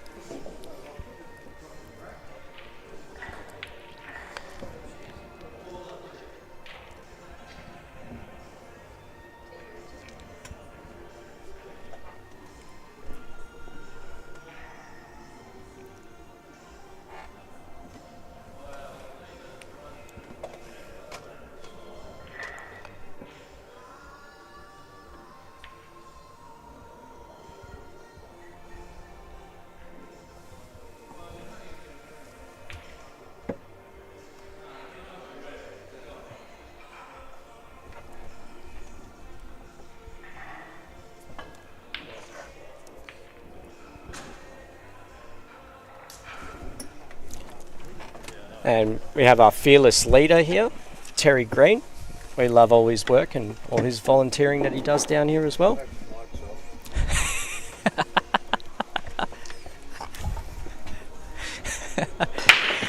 No, we love him.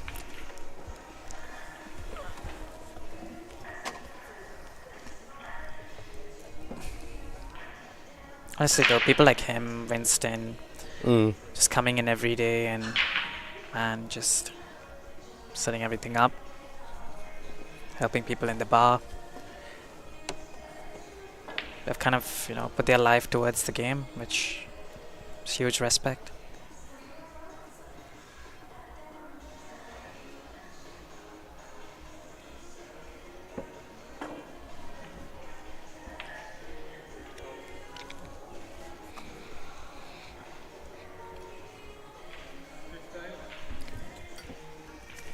Okay. So zoom back in there, just sharing that one to the 8-Ball Players page. Thanks, Callum.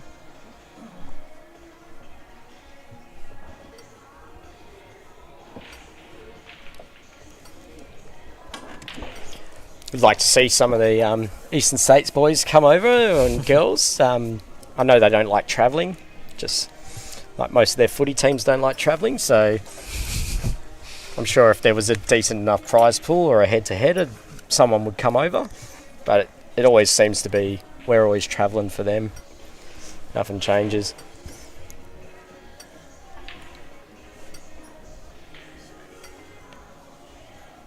Now, so we've got Clint at the table on reds.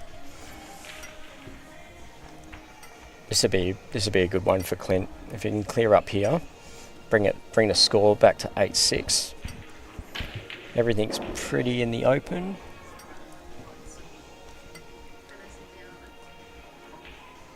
Imagine he plays the one to the left. If he goes the one below the black to the middle, but he's got a bit of a funny angle now. Or I couldn't imagine. I don't think it goes to the top right, so I don't think Clint leaves that as his last red. It'd be one of the ones that's near the middle pocket now. What's your thoughts there, Sebas? What would you do? Yeah, play that red, play the middle red to the middle pocket. Look at the ambidextrous Clint there, went lefty. Yeah, place this, place the... Yeah, place the red. Does it also, it just... Middle? Yeah. The red near the black into the right-hand side middle. Yep. He's probably going to put a little bit of bottom on it, or just play it natural. And I feel he might cannon into that yellow. Yeah. Yeah, that's a great shot. Nice. See, we can see some of the angles, just not all of them. This might actually get a little bit tricky now. Yeah, I was just going to say that these shots are not easy because he could almost cannon this, and then he'll probably end up playing the red into the bottom rail. Bottom left-hand pocket. Yeah. Yeah. Nice little simple safer cannon. way. Yeah. A lot of people would try stun that and play it back for the center, but you run the risk of cannoning into it. Oh, and I then think playing also this if you way do is- that, you're going to be hitting the ball harder, so Exactly, the whites yeah. can go all over the shop. Nice, safe, controlled clearance this. Yep. And this is big confidence booster for Clint as well.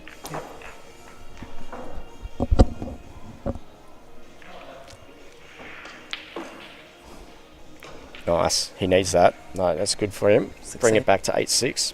It's been a good match. There's been like some really good pool played between Ron and Clint. And it looks like, yeah, so Phil did get that to bring it back to 2-6. Dave's back at the table now. I feel like it's like having children here. Like one's getting all the attention and one's getting sort of left off a bit.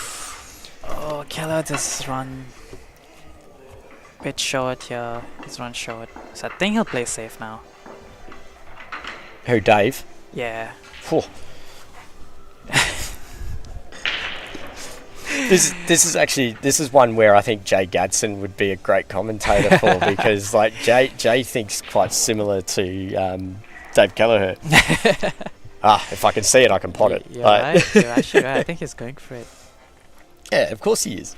What a shot! Oh. Yeah, it was risky. It was risky because white was always gonna. But I think even with that, if he played it with a little bit of left-hand side, he could have actually pulled that white around more, and it would have come a little bit up more centre Better. table. But then he would still have that shot on the yellow. Yep. But essentially, like that's Dave to a T. Like he's very aggressive. He's a great potter, and it's a good shot. He still hasn't left Phil with much. Like, Yeah. and Dave's great to watch. Like he plays shots that I just don't see from myself. I'm not that attacking, and then I remember him and I'm like, oh, I remember Dave doing this. I might try that.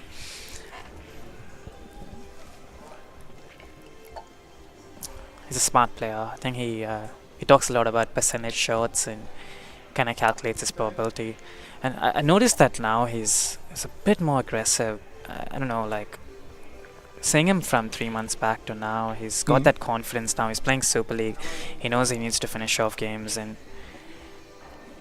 I think I remember the first time I ever played Dave, I think he might have just moved to Perth at the time when he was playing for the Berrenda Sharks. I never met him before. And Zach same style, very aggressive. Like he got me in that frame. I think he actually master broke me or something. But and then I took a hiatus for a few years and came back and I seen him and I was like, oh, I remember playing you at Berrenda. And similar style, very aggressive, great potting, good queuing. Like, and now he's doing really well here in Perth. He made the Australia Cup team last year, which is a new introduction for nationals. And he did really well. Like their team went undefeated all the way through. It was like David Collingridge, Brendan O'Brien, David Kelliher. I can't remember. There's someone I'm missing there, and they're probably going to hate me because I forgot. But I think Kelliher's finished on top of the stats table Yeah. as well. yeah, for he that did game. really Yeah, really so- well. Like, and it was good to see. I like the introduction of that of the city teams, the City Cup, or whatever the correct terminology for it. Because us and any sort of up and coming player in WA is we've always had a really strong side that go away for nationals, and it's a little bit unfortunate because one of the biggest things to win over at nationals is the men's teams. Any team's event at nationals is always massive. There's always huge backing, support. You've got your whole team behind you. Everyone's supporting, and like I think from talking to Clint, like they've made 3 or 4 of these teams finals, and still haven't won one since 1996. Like that's a long drought considering we've had such a strong side for a lot of years. Because if we rattle off some of the names that have led our teams over there, and as you know, Sebas, you got your Fosters, Luke Angusley, Manda, you got Clint, Ron before he went into semi-retirement. You've had Alan Brown for such a substantial amount of time as well. And it's just unfortunate we haven't managed to sort of get one of those wins and always been on the back end of that. I think the most notable one was a couple of years ago against South Australia, and I think it's still regarded as one of the best teams finals. And fortunately, we went down 17-14. But in that teams final in Nationals, they came out of the guns because you play it's best so it's 4 rounds of 8 frames, and they think they came out of the gates and got, I think it was 6 out of the 8 frames or 7 out of the 8 frames. We then fired back and got the next 7, and then it was a little bit one-sided, and then one-sided to us again, and then they came back and just pipped us at the end, getting 17-14. Yeah, it's been a few tight ones, right? And another name, Nathan, Rocky, those guys. Rocky never. I don't think Rocky ever goes away. It's quite surprising. You think he's always really top of percentages in Super League, plays the state singles. I can't ever remember his name being on the state team. I'd imagine he would love to go away and sort of play for the state. Maybe it's work stuff, and he just can't go away. Or be interesting to know actually. Maybe I'll ask him next time I see him why he doesn't play the state team. That's good for Phil. Yeah, 6-3. Another person, who's I reckon is so amazing to watch is Steve Saxon. Yeah. Well. And that. Sorry. This is what I mean. There's that many good players. Yeah. That Dax Bosley as well. Yeah. Yeah. No, that team is very hard. Very hard to get into. I listened to your commentating from Super League on Tuesday night with Jay, and Steve Saxon got 5 out of 5, didn't he? Yep. Yeah. He's so incredible to watch. Just his finishing, and not a lot of people play the rail shots as confidently as him as well. When he plays any rail shot, he backs himself 100%, and 99% of the times he gets it. He's very, very consistent. He's incredible. Yeah, he's one of my favourite players to watch, because he's not, if it's not there, he's not going for it. He's very controlled, consistent.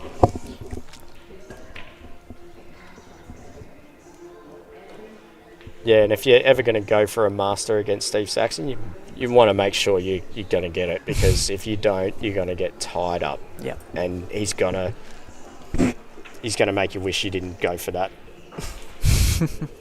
Make you have nightmares. So let's play. Just looking over at Ron and Clint's game here. We got Clint's yellows. And Ron's just put him on the bottom end of, near his yellow here, to make him play a really difficult shot. I imagine he's probably going to go to the top right hand corner. Yeah. That's a massive shot. Oh. Stiff. That's so stiff. Because he's wanting to come high in the table, because then he's got all the options. On the way through, he's managed to cannon Ron's ball onto the cushion, killing that. But then somehow the white's just rolled into. That's a bit stiff. Now Ron's got a great chance to develop both balls. The red on the right-hand cushion isn't too problematic.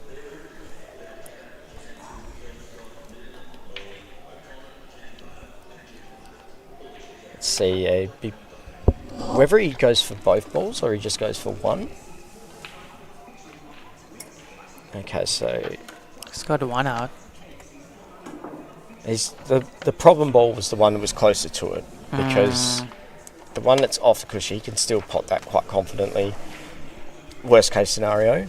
The moment you sort of go into both balls, you're opening up a lot more variables of what could happen to the white, where the top red goes, where the the other red goes, and you've got 3 variables to sort of calculate there. So probably focusing on just developing one is the higher percentage play, and then playing that ball like that.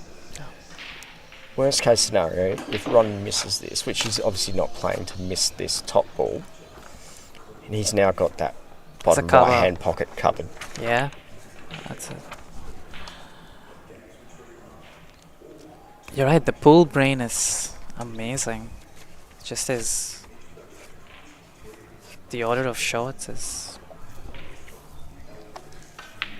Yeah, Ron's mapping is fantastic.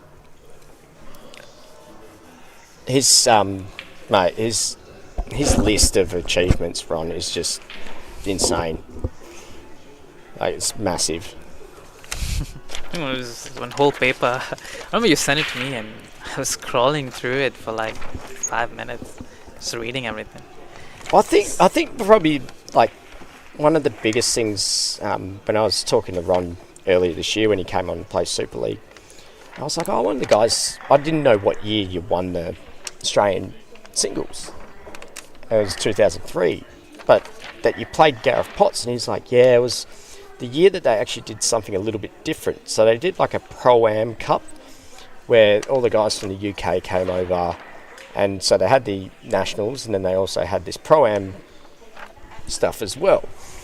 So Ron's made it all the way to the final of that after winning the 2003 national singles, and he's come up against Gareth Potts, and everyone knows who Gareth Potts is. He's all over Ultimate Pool. He's been playing in the China 8-ball thing. Like, he's one of the greatest pool players ever. I think he's a 4 times world champion. And Ron got him in that final 11-9 of the Pro-Am. Yeah, wow. And I asked Ron, I was like, 11-9, he goes, mate, I was up 5-2, and then I missed a shot, and it just, I think in total in that match between me and Gareth Potts, I missed 1 safety, and I missed like one crucial pot, and I think it was the same for Gareth. And that was the match. It was just game, like outs here and there. Like, obviously, when you say you still play a safe shot, but he said I missed 1 safety and I missed 1 crucial pot. And, wow. and it was the same for Gareth. He reckons it was one of the greatest matches he's ever played. Wow. And then I think that after that year, that's when Gareth just went on. I think he won 3 world championships in a row after that. Like, so. Wow. Because, yeah, looking at a couple of things that Ron mentioned was he did go away to the World Championships. It was World Cup champion. I think he was part of the team in 2004. Now, I'm not sure what the terminology or what that is in today's standards, because they do change sort of what the events are. So any help on the comments there would be very grateful if anyone actually knows. And in that same year that they were the World Cup champion team, he also got World Cup Player of the Series in 2004. So That's amazing. pretty big. It's huge. Wow. More on a sort of, even if we look at his sort of doubles, he also won an Australian doubles alongside Alan Brown. Alan Brown, as we all know, is still a very high quality player.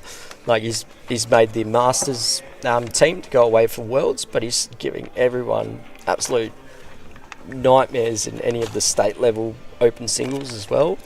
Like, Alan's also someone that volunteers a shit ton of his time to West Australian 8-Ball Federation, runs all the Premier League stuff, does all, like, and is just a really good role model as well for our association and anyone up and coming. He's very big on development of our leagues and getting more players in and the youth and stuff. And it's people like that we need more of, and especially when they're donating their own time and they got busy lives and families and stuff. So 100%, yeah.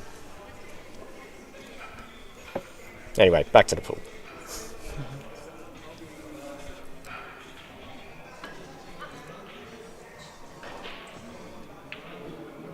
It's a nice pot from Ron.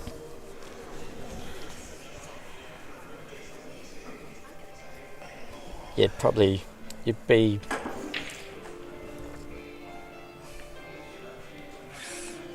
Yeah, the angle makes it tricky because Oh, from what Sed's saying in the comments, they called it the Ron Kelly Nationals. Thanks, Sed.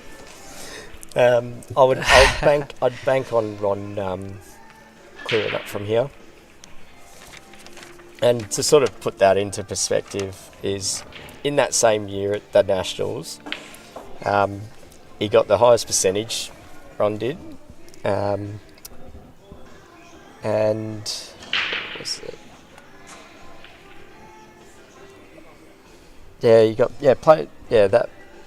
Just the highest percentage. I thought he might have got Player of the Carnival as well, but someone else must have pipped him for that.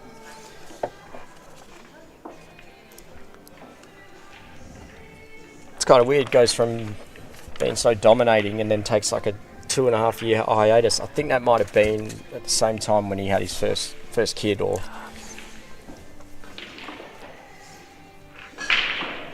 probably quite a few players that were a bit happy with that. So he had to play a bit more transition shots here, up and down the table, but he's played them really nice. Lead controlled, yeah, well played. And takes it to 10-6, well played. Wow. So Kim says... sorry, go ahead. Sorry, Callum, I'm just gonna... Kim says it was good to make a regular thing like this on the weekends. Well done, Dan.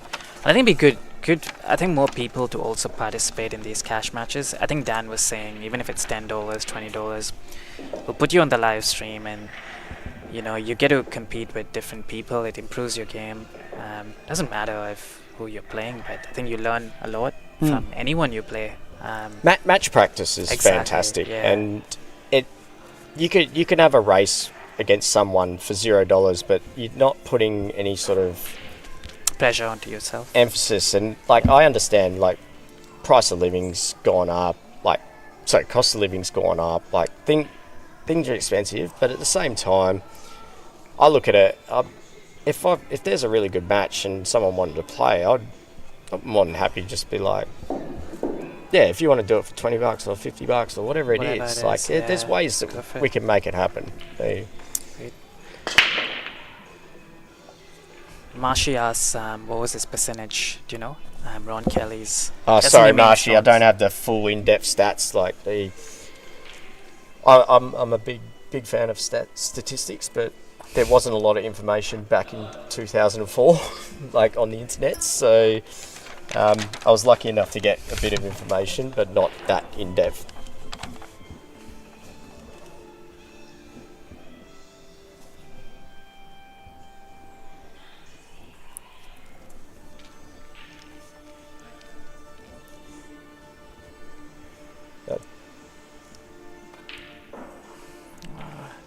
It's a great shot. Yeah, Ron's definitely starting to find his groove here.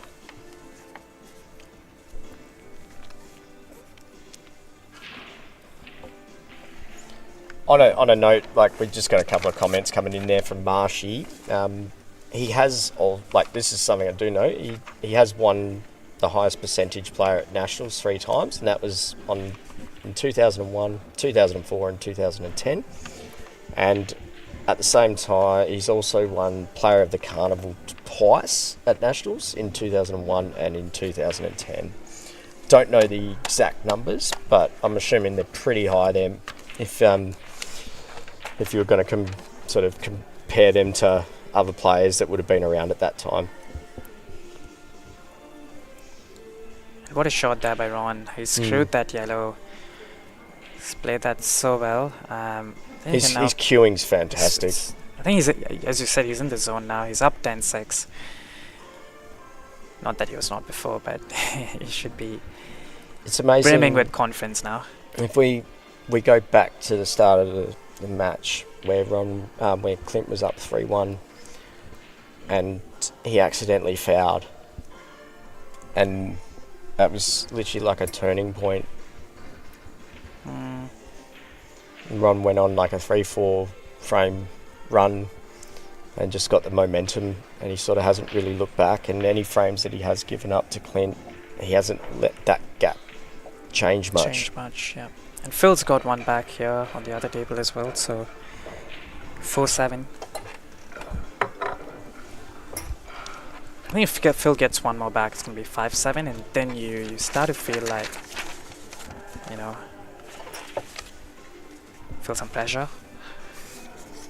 I'm just going to quickly go through the scores on the other tables. Dan Rucci is up 7-4 with Andrew. Oh, so he's come back against him. He's come back against him. Snyder is up 11-2 with Marchi. So Wow. Snyder's in his game.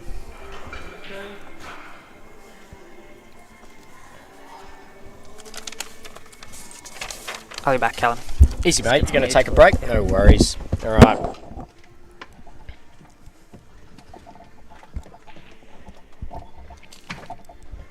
Okay, so Ron's taken a bit of a commanding lead here at 10-6, so he's given himself a four-frame buffer. Going to race to 13, and he's looking in a pretty strong position here to take it to 11-6. Ooh. Okay. Let's see what it's going to do here.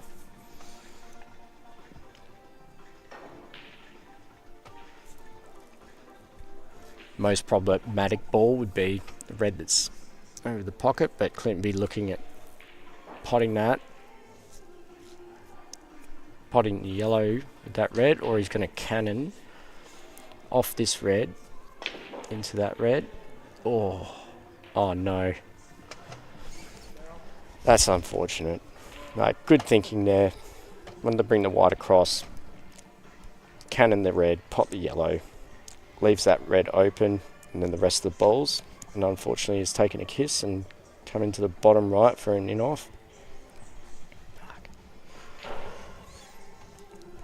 And you would back Ron here to clean these ones up. He's probably, don't know if he's going to screw right back from the yellow and off cushion and back out, or if he's going to play into the red, cannon it, and just open it all up.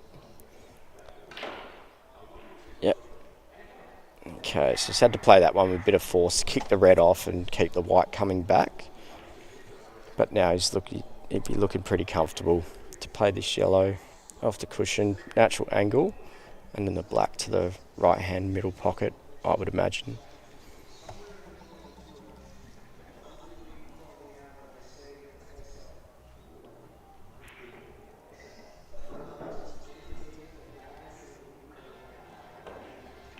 Oh, he's had to do a slight masse to get around that. I couldn't really see the angle correctly. Oh, Clint's got a really big chance here. Bring this back for a free frame difference would be massive for Clint.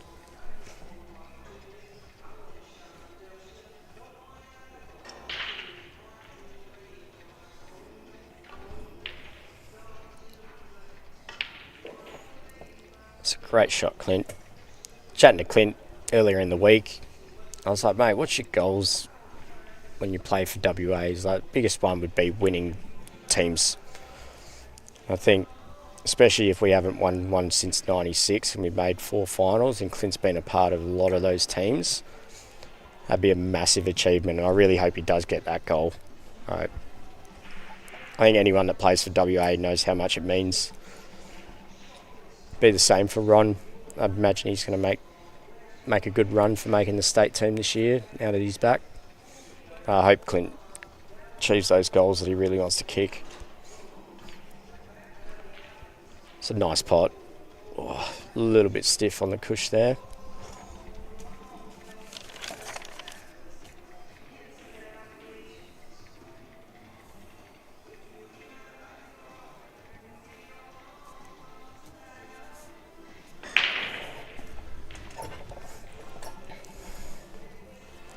And Phil Bell's brought the deficit back against David Kelliher, now 4-7.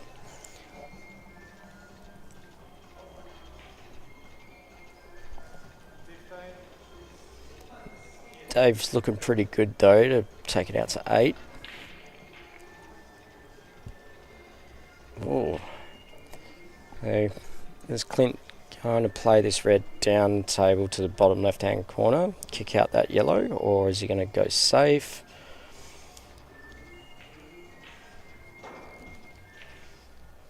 I'm not quite sure actually. How would you play this shot?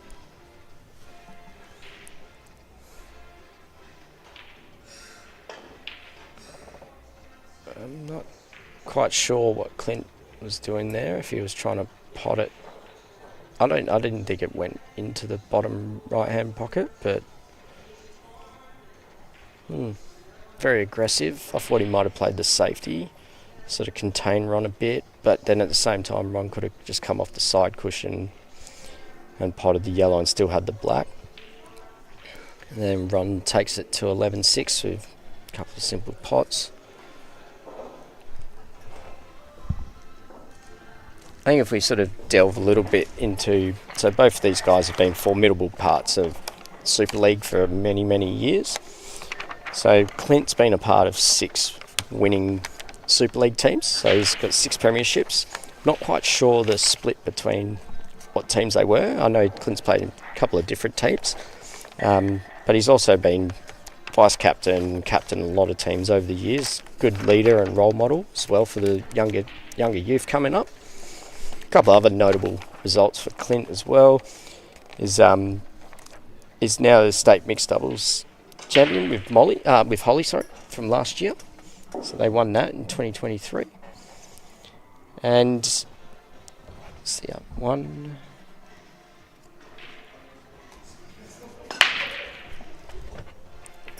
Big break there from Ron.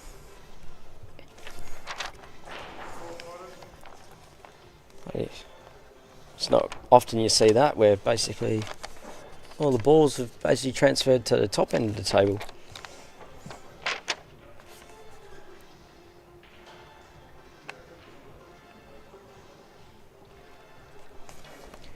Clint's definitely a pretty solid doubles player. He's also won the State Open Doubles Championship a couple of times with Craig Jones in 2018 and 2015.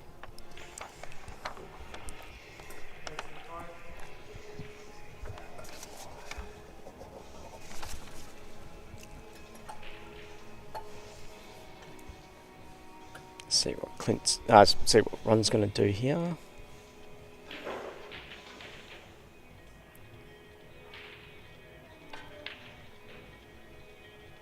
Oh. I don't know how he hasn't managed to hit anything in that area.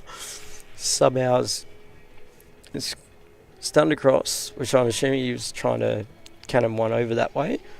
He's missed that, gone off the top rail, hit the right hand side rail, and then come back out and still not disturbed anything. So fortunate, unfortunate, I'm not really quite sure, because he's still on a ball and nothing's been disturbed.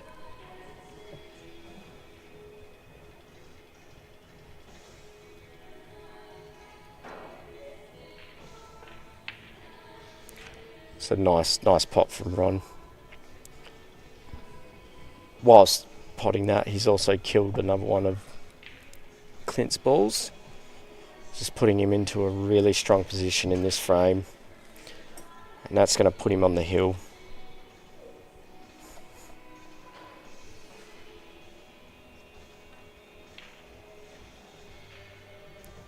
Ooh.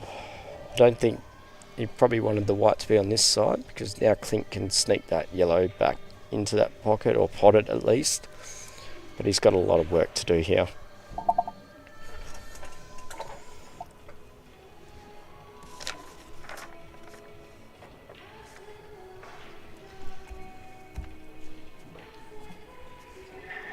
Yeah, and he has left it over the pocket. I think if Ron can pot the red to the top left-hand pocket, he could play a skill shot on the red with the yellow over the pocket, or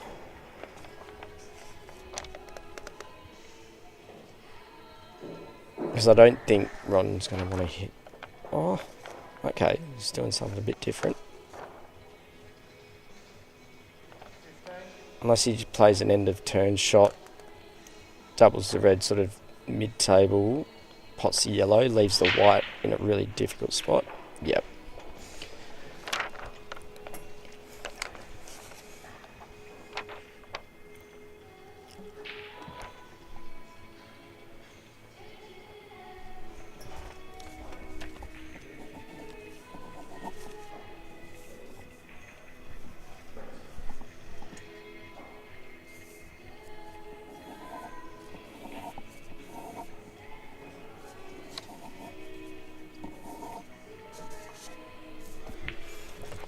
It's a nice shot by Clint.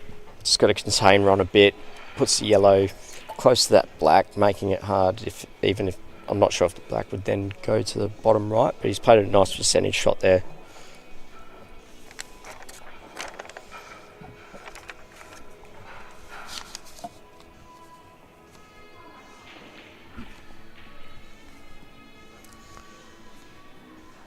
And Ron coming off the top rail. Putting the red down there, down to the bottom left. It's a little bit not ideal. I imagine he wouldn't be happy sort of where the reds ended up, but still made sure he hit the ball. Didn't give Clint the ball in hand.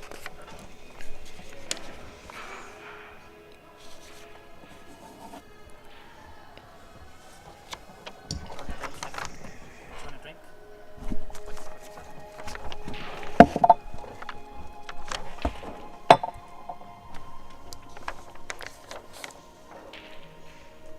Okay.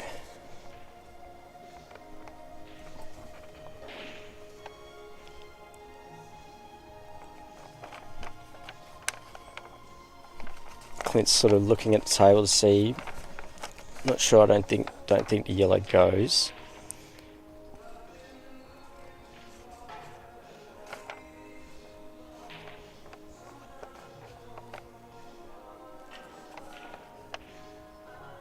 Is he trying to double it?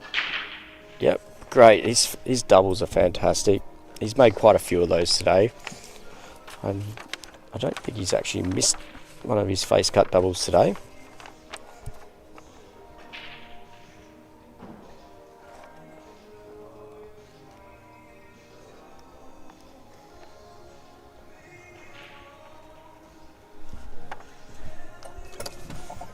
Thank you very much, Sebas, for the refreshment. So you got your chicken pot noodles. Like, it's really healthy of you.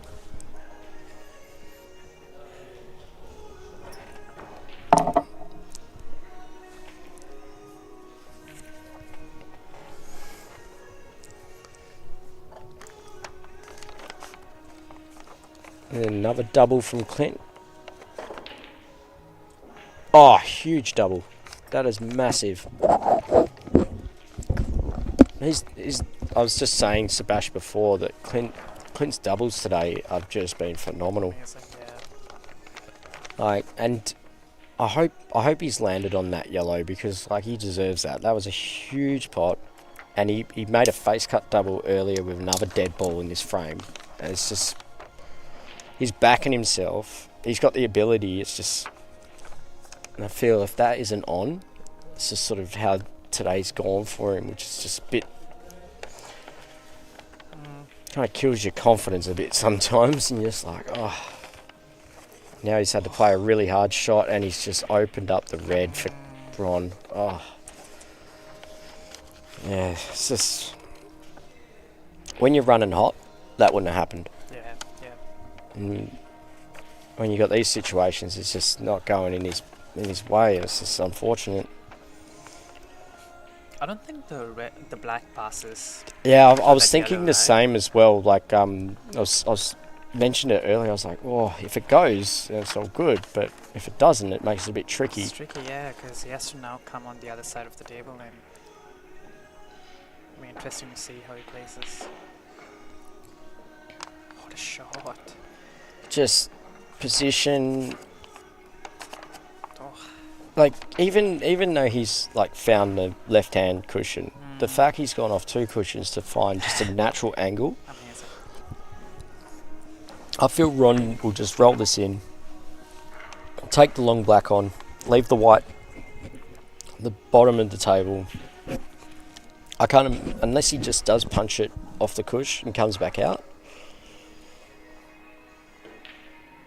Oh, It's not a bad shot actually, because yeah, he's just left himself a pot. do you think he's leaving the pot? Because He's up like 11-6, so no, but I mean, from that he cuts, unless he, because if he cuts the black to the bottom right, the white does run back up the table, right? But if he, I think he's going bottom left with that yellow, so I think he's gonna hit he is that too. yellow. Yeah, he is. He's gone bottom. I think Oh, he's so it gonna obviously use- doesn't go. Yeah, So that it answers doesn't. our question. So it's Sorry, yeah, that answers our question. That it because we doesn't can't go. see the angle. Yep. Yeah. Okay. Oh, I don't know if the first yellow is on here. It'll be stiff if he's not, but then again, I think he can stun this back and snooker on. But what do you think? You think it's on? I think Clint goes for it. With how Clint's played today, I feel he cuts the top yellow. Oh, it's elevated cue. Oh, he has actually gone for Yeah. that. Okay, cool. Good shot, Clint. Because I I think it was a safer thought he shot. might have, because he's been backing himself all day. I thought he might have just cut that into the middle, seen where the yellow went, and gone from there. Where he's actually played it more containing shot now.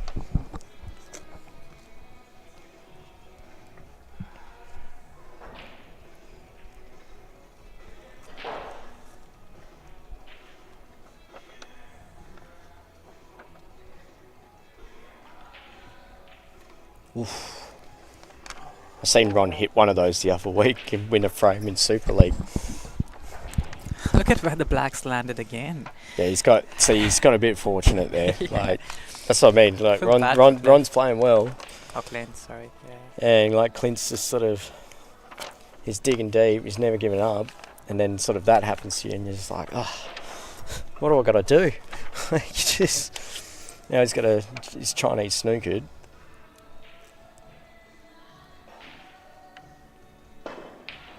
That's a huge what a pot. shot. That is huge. In the words of Tommy Warren, Shot. huge. What a shot. That's massive. He needs this. This would be such a big confidence booster for him. Wow, that's an incredible shot. That's it, Clint. Come on, mate. I'm a little bit biased. Both of these guys play my team. I just told him, I was like, whatever happens, don't bring it to Tuesday nights when we play Super League. What a finish. That's it. Well done, Clint. Keep yourself in it. He did not want to go down 12-6 there. Sort of back to sort of like Super League. So in Western Australia, obviously we've got the gold medal, silver medal, and bronze medal for your highest percentages. Ron's won the gold medal 4 times in Super League. So if he's won the gold medal 4 times, I would imagine he's probably won the silver and the bronze a few times as well. I think most recently with Super League, I think it's been between Sacco, Angles, Luke Foster, Benny Foster, and who am I missing here? Rocky. Yeah, like those guys are always really high up on that list. Yep. And I bet now, like with Ron coming back, like this is his first season of Super League back. Had a bit of a shaky start. There was a couple of ones where he lost a few frames, but I'm sure like he's going to be right up there again. Because if you finish with the gold medal in Super League, it's an instant spot into the state team.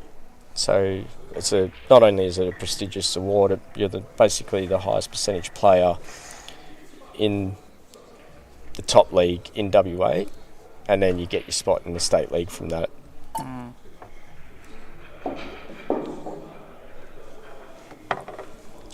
same when you look at the state singles. So Clint, unfortunately, has never won a state singles. He's always given it a really red-hot crack. I'm actually not sure how deep he's got into it before with the state singles, because it's straight knockout. There's none of this double elimination stuff with that. Ron's won it 7 times. Wow. And he's also won 4 doubles state championships. One with Justin Sage, we spoke about him earlier. Absolute. One with Kieran McCory. Everyone knows Kieran. Irish fella. I won't hold it against him that he's a Celtic supporter, and Paul Dickinson. I don't think Paul plays anymore, or I haven't seen around, but three state doubles, 7 state singles. I mean, but I think Angles at the moment's been really doing well with that. I think he won 3 in a row in recent years, which is a massive achievement. And even just sort of back to, with Ron's run at Nationals, with the Player of the Carnivals, the 3 highest percentages, winning it in 2003. Over his years of going to Nationals, he's been selected to go to Worlds 6 times for Australia. He's travelled twice, but has been selected 6 times. It's, as we all know, it's a big amount of money you got to come up with to travel. I know Alan, whenever he makes national team, they do all the fundraising and stuff, because they're going to raise so much money to do this. Like Roz Johnson's one of the Perth girls, she made the Australian Women's Masters team. She's currently doing some fundraising to get her to go away for the Worlds, which is soon. I think they leave in June to go, and I wish them all the best. I think from memory, Alan's going, Roz is going. I could have missed a few names, so I apologise to anyone that I might have missed. But good luck to anyone from Australia going over. Give it to them, considering that they boycotted us and didn't want to come over here to play the World Championships. First time in however many years, and they couldn't come to a sunny country where they could have had a nice family holiday, but no.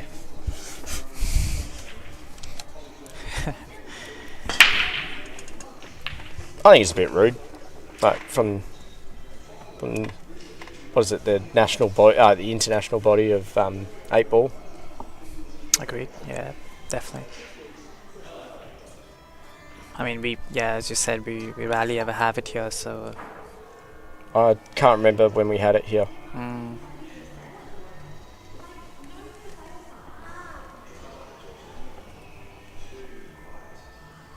To not have it once, because too many people kicked up a fuss. What do you do? It's just unfortunate.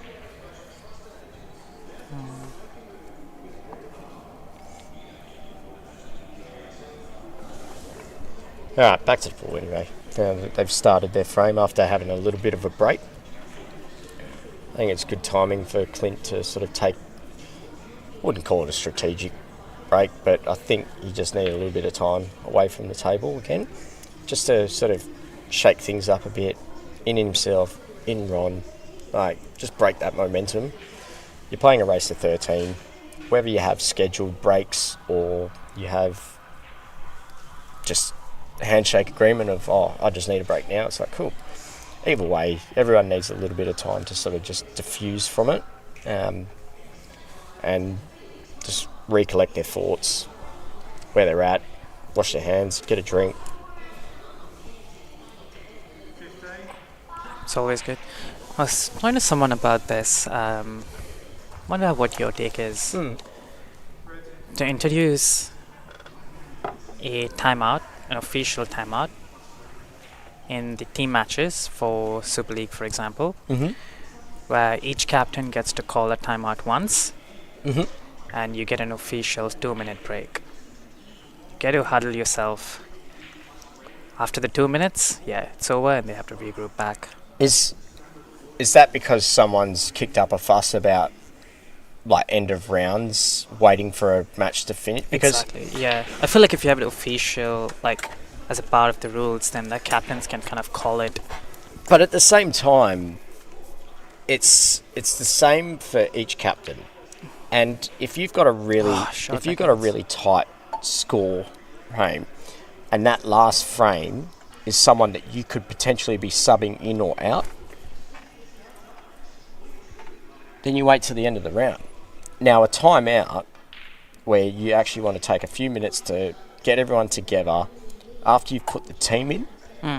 So what I'm saying is you've got to wait till the end of the round. If you haven't made your changes, you can never stop that, in my opinion. Like, that's just the way it is. Yep.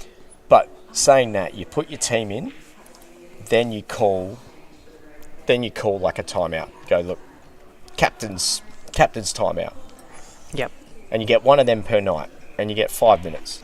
The end of the round thing, that's just the way it is. Like, because you don't know whether you're going to sub that person out, depending on the result. Yep, you're right. But a captain's timeout of 5 minutes, where you go outside or you go somewhere else where you're not near the table, I 100% agree with one of those a night. Yeah, because it would really, like, increase that team moment in a team game.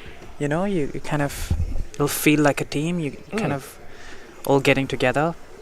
Yeah, and I don't think anyone would be opposed to that. And to be honest, I don't think anyone would really get upset, because in a Super League match, you're done by 9:30.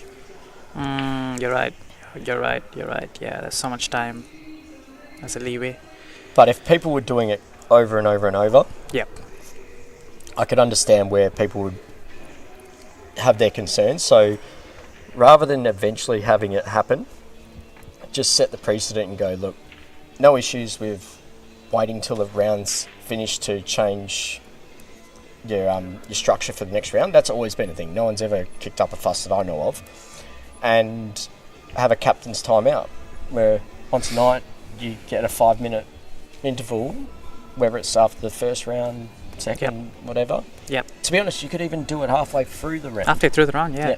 Let's say the team is, you're losing momentum. There's 6. Let's break that. Let's break that, exactly, yeah. Adds another tactic, and I think even looking at sort of Super League as well, is the way the frames play in the structure of it. Like Premier League, it's because you don't have the lag for a break in the 5th round. It's very one break each all the way through. So home team gets the first 3 breaks, so you'll get more breaks on being the home team versus the away team. You get 13 breaks versus 12. But in Super League, because of the lagging, you both get even amount of breaks in those 4 rounds, but the swings of where the breaks are.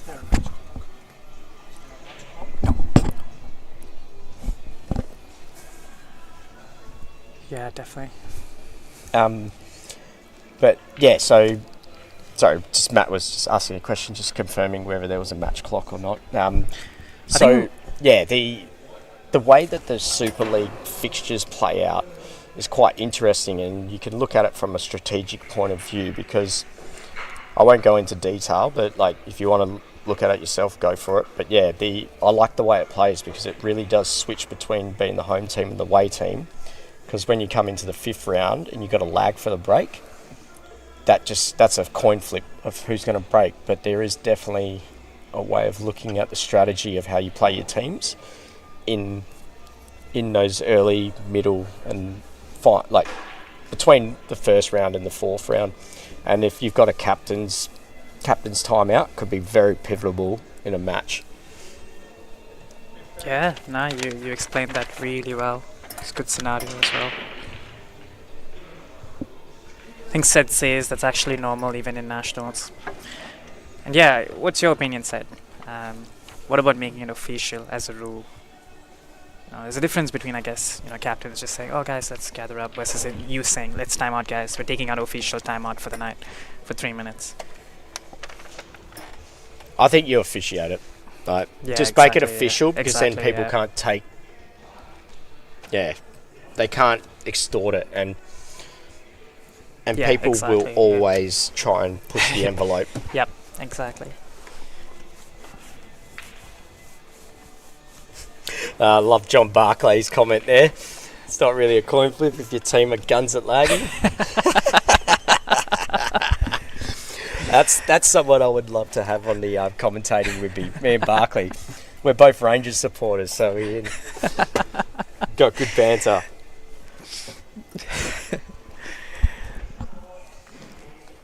You watch now.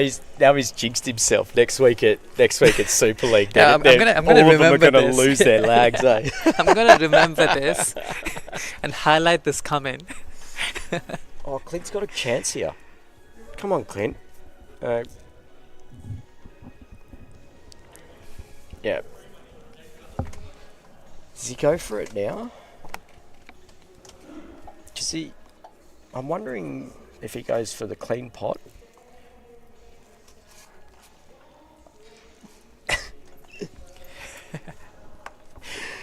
Couldn't afford him. He's dreaming. He's gonna. Yeah. So it's interesting because the black's still in an interesting spot, but he's left himself a really nice angle here, Clint. So It's a hard whether shot. he It's a hard whether shot. he plays it clean into the pocket, or does he actually play it off the yellow? Off the yellow. Because my experience with this table 7, this bottom right hand pocket is it's not kind. I think he's playing it off the yellow. You're right. Yep. Yeah. Yeah. What a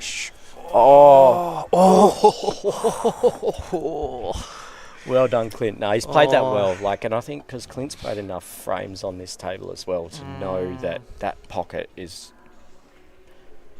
It's not a nice pocket. It's cost people heaps of frames over the years. What a shot. Yes, Clint. what Well a played, mate. finish. What a finish. That's huge. Clint's found himself a bit of momentum. Getting the last 2 frames, having that little break. Good on him. No, that's it. Because it wasn't that long ago that he could have been down 12-6, amazing. and all Ron needs to do is one master break or one dry break and master visit. Whereas he's still got that, he's now got a 4-frame buffer against him, but he's still keeping pressure on Ron, not getting to that, basically to that hill where he knows the next frame it's all over. Right. I'm just going to take a quick break, Yeah, Sebas. sounds good.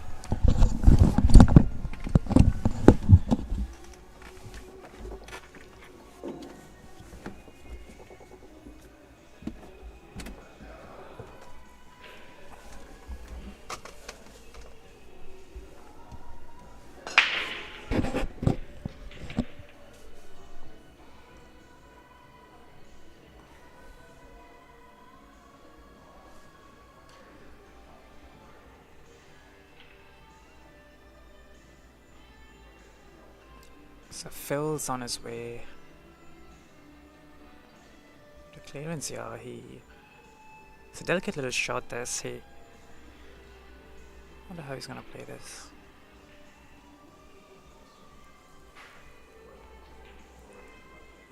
Yeah, that was always the problem. He's gonna cannon to that yellow, but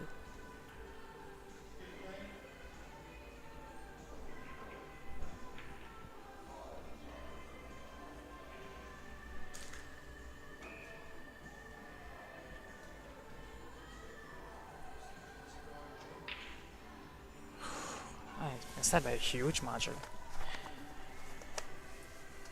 And now Kelliher can get another one back.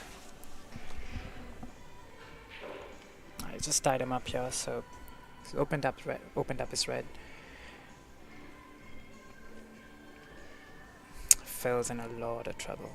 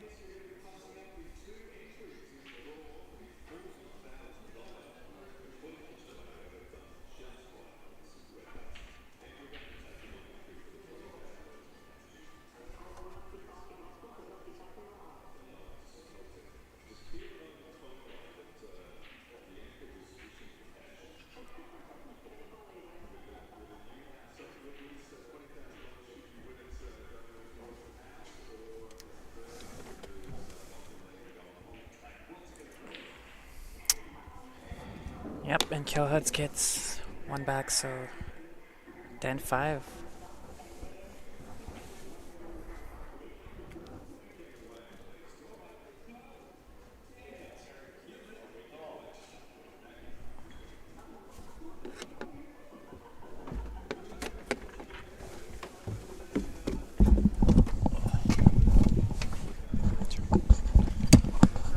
Always got a hold of my cord there, haven't you, Sebastian?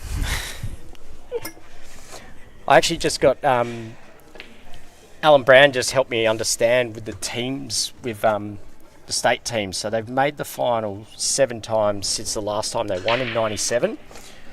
So I hope that's not the WA curse. Like, I really feel like now we got Ron back. Maybe this year could be our year. But essentially, any team that goes over from WA, I'm 100% going to support, and I wish them all the best. And that goes for ladies teams, junior teams, any of the teams that go over. We've got to get behind our guys.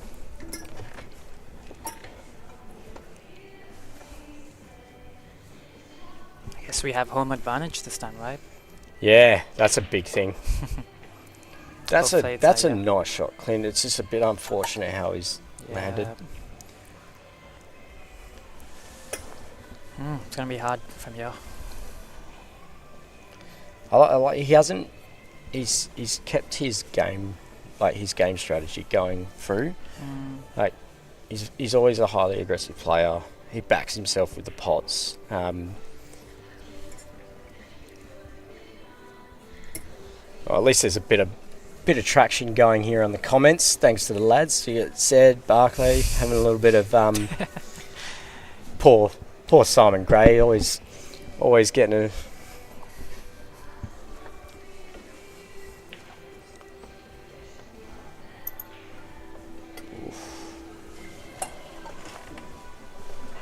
I still think Clint's probably going to get another visit here.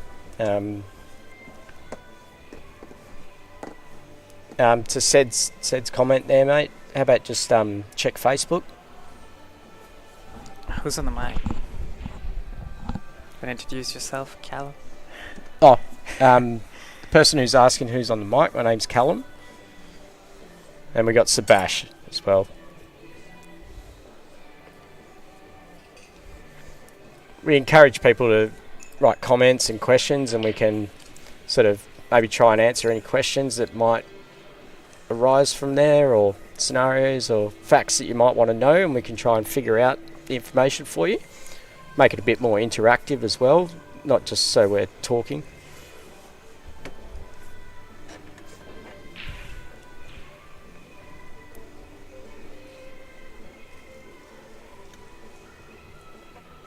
So, Sebas, can you just look up the results for the other games? Sure. So I'm pretty sure that Dave Schneider just played really well against Marchie, winning 13-4. And I caught Dave just when I was on a break there, just getting a drink. He made 3 master breaks in that as well. So Wow. Dave's a great little player. Wow. Good team player. Like, really gets around his when I see him down at Super League and First Division and stuff. That's a big win over Marchie. Like, I would imagine Marchie probably wouldn't be too happy with himself with that. I'm sure we'll probably hear about it next week. We got Dan. What was it? We got Dan 9-6 against 9-6. Andrew Liu. Yeah, that's pretty good. We got Matt here, just back on cleaning the ball. Matt, love playing like Matt. I play with Matt as well in Super League, and he's very on top of making sure the tables are ironed, brushed, balls are cleaned before the match. Normally I'll brush and do the tables, he'll do the balls and that, and we always just want to have, if we're the home team, we always want to make sure that the opposing team coming in is looked after and we're playing on the same level.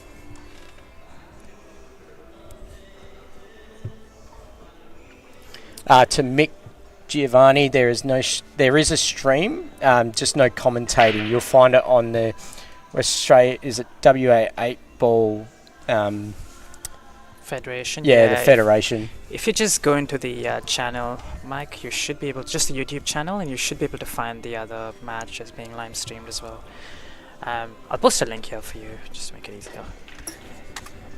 That's the way, mate. Mr. Technology. Oh, Clint, that's a great... Like, the way Clint's just landed on this black. Beautiful. Should bring this to 11-9 now. Well played.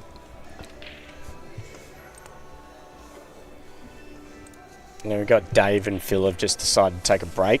Yeah, I think that'd be good for Phil. See sort of- Byron practicing on the other one. Just noticed that he's... Oh, he and Neville, so probably Yeah, should. Nev and Byron having a hit up on that table. After Schneider destroying Marchie by the looks of it. It is what it is. Like, in a race to 13, if you're on and you get that run and you apply that pressure and you just put someone into where they're not confident, it's just what happens sometimes.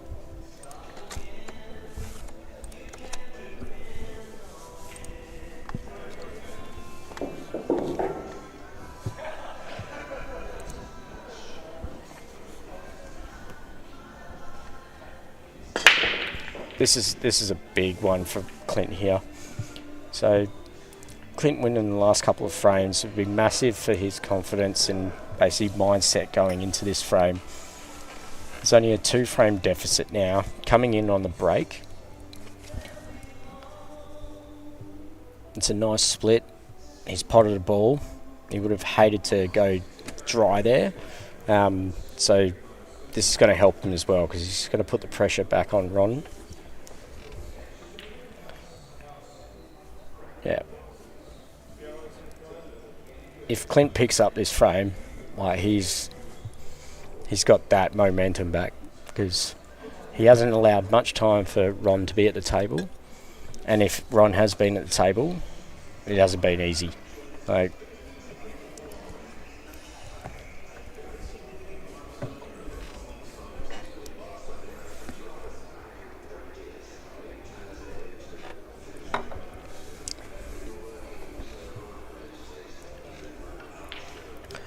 is that Kim Buck? Would that be Kim Buchholz from like the Peel region, I'd imagine? Is that you, Kim? Yeah. Was that a good laugh for Kim? Good value.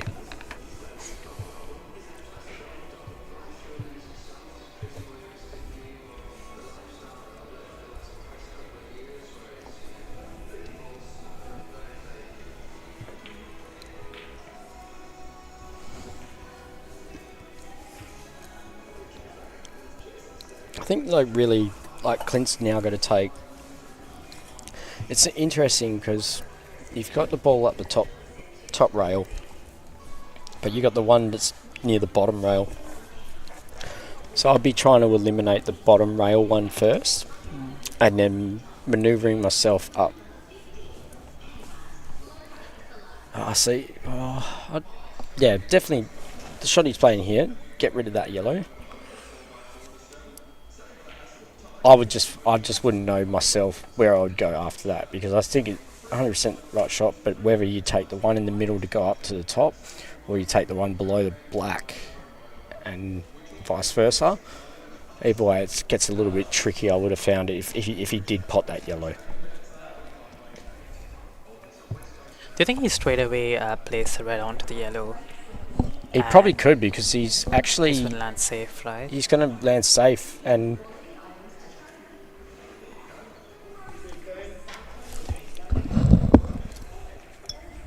Just thought I'd put my face in front of you.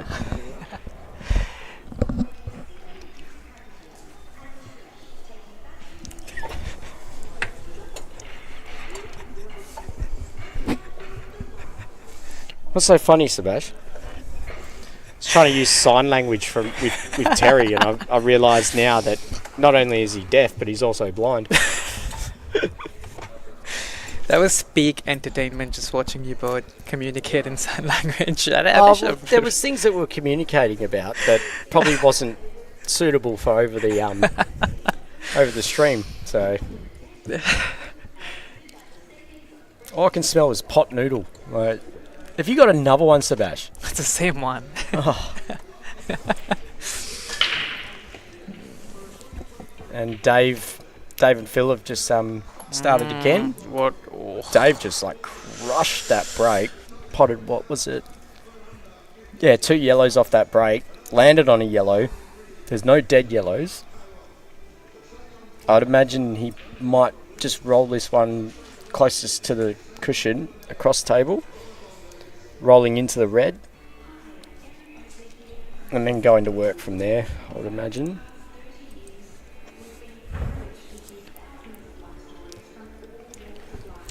The only unfortunate thing about this commentating is that when you commentate with Sebas, he's got like a nervous energy where he's got to touch everything, and all of a sudden the screen goes and you don't know what you're commentating on, and it switches. And Now I'm trying to bring the other matches as an overlay so people can keep up with the scores. So you should soon be able to see an overlay. So you're going to start. So the other matches switching can just everything. be here, Yep. so that people can still keep up with the other Mhm. scores. Just thought about it now, so I thought, okay, I'll just test it out while I'm doing it.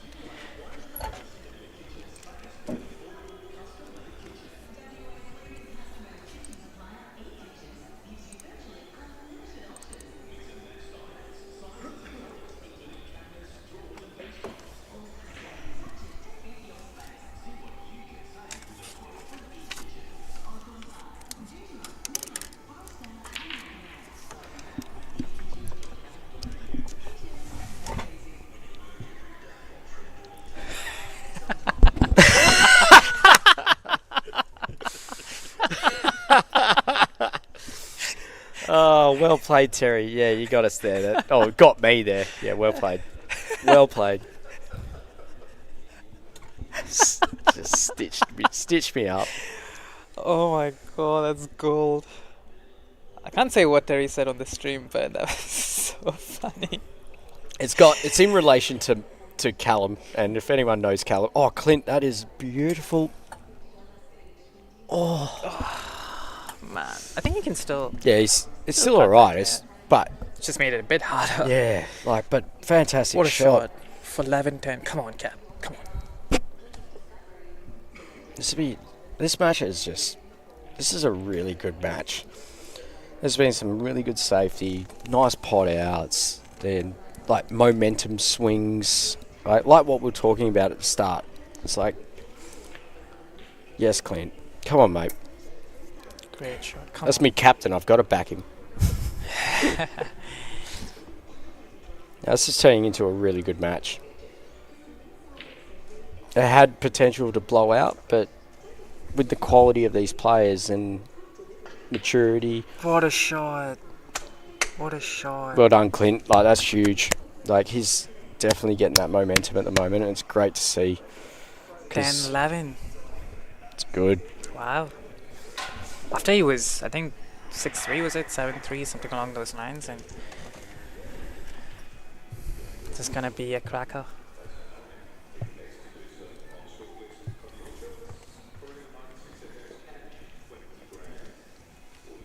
Matt there, just like, once again, just making sure the table's perfect for the guys. Very well appreciated. I love Matt because he messaged me right before this match and he said, you know what, I'm going to come referee this, because he's so involved in making sure that the viewers get such a good experience. Like, the amount of inputs he's given me as well to improve things, and he's always on it. And even before today, just in the morning today, he's like, you know what, I want to come down and make sure it's been refereed and it looks good for the people watching. So man, I appreciate him so much. And just like us, like we want to provide a little bit more entertainment than Yep. just putting on a stream and Definitely. stuff. And I'm more anyone that wants to put comments in about how we do things and how we commentate. Please, like, we're open for any suggestions because we just want to make it better for everyone. Definitely. And you're good, Callum, because I think, you naturally, I feel like you have you're good in commentating. I think it's your natural personality almost. Well, my mum always said I had a face for radio. Face. Yeah, I got a face for radio. You don't get it? Oh.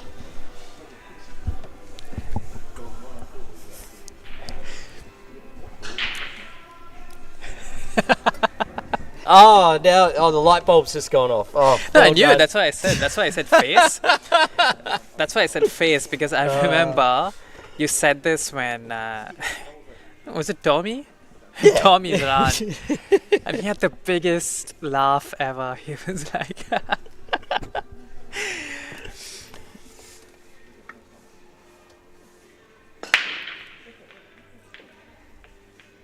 I think it took Tommy a couple of seconds to get it too. He's like, hey? Oh, I got it.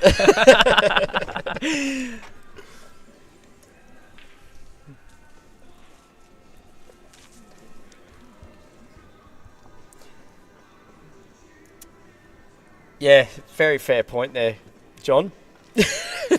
Like, because he's coming. He's coming for you. Kelliher on its black, and yep, 11-5 up. Or the other flip side of that coin is, to John's comment, how about just be better? Get better. That's... Yeah. Like, Hey John, who's your favorite player in your team? yeah, go on. Let's put the emphasis Let's back put it- on the let's chat put it crowd back here. on- Come on, John.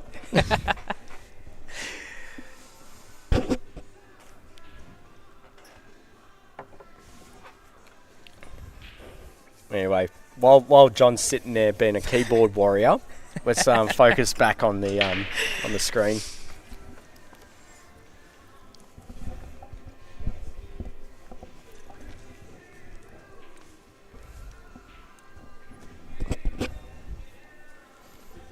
Ron's on reds here. I imagine he's gonna maybe just soft cannon into this.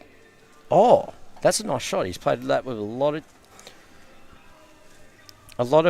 of check side on that to sort of bring the white across, and leaves him an angle so you can cut that red across to the top left and bring the white down. Oh, John's asking what team. Yeah, that's right, because he's part of so many different teams.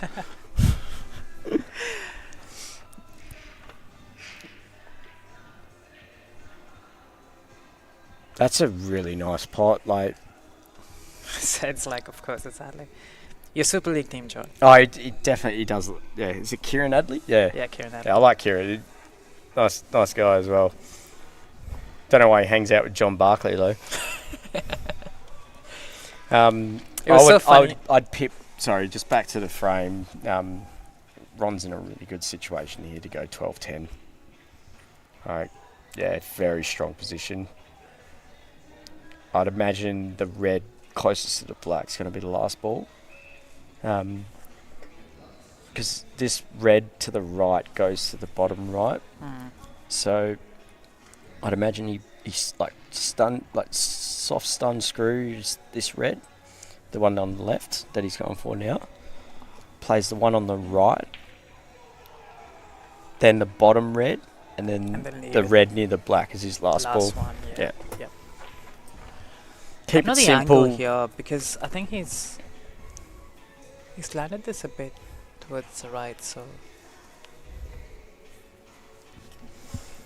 because it's naturally going to travel this way, right? So I don't know if he'll change his plan now. Yeah, because it's run a little bit more than I think he probably wanted planned. to. Yeah, he's playing the other one first. So now he's going to come off the bottom, and now he's going to have both balls. But plays it high so that essentially it's the same result at the end of the day, is that he's got the same balls in sequence, just had to change how he went about it. Because ideally, Ron, from what I've watched, he doesn't like moving the white if he doesn't have to. Yeah.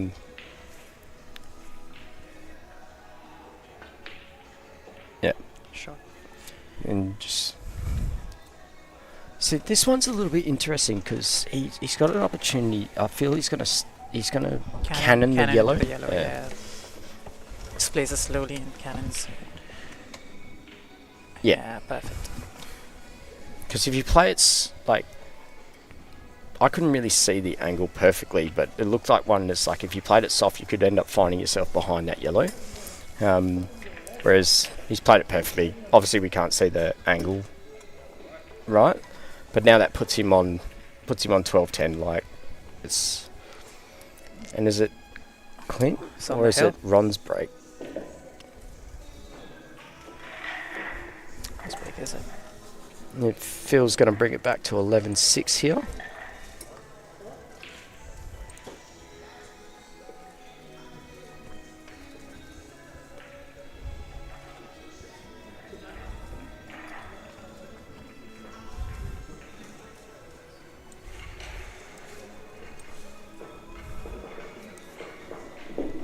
I think I was a little bit pretty correct in regards to sort of the average frame time, I think. Like,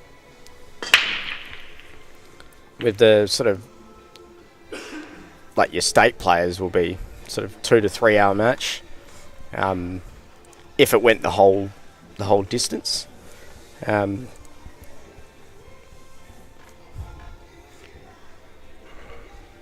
So if it goes the whole distance, like sort of 3 to 4 hours, depending on tactical frames, pot outs.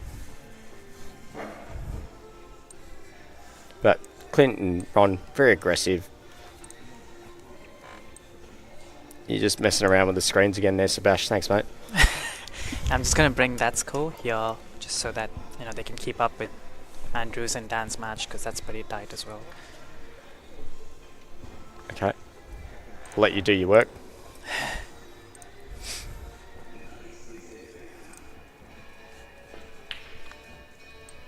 Ooh. Clint's got an opportunity to get the table now.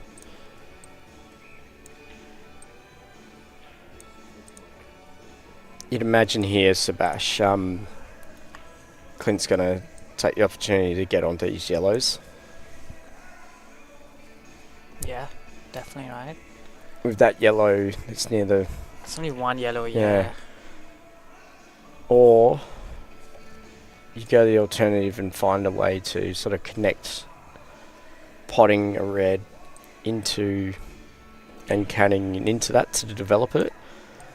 However,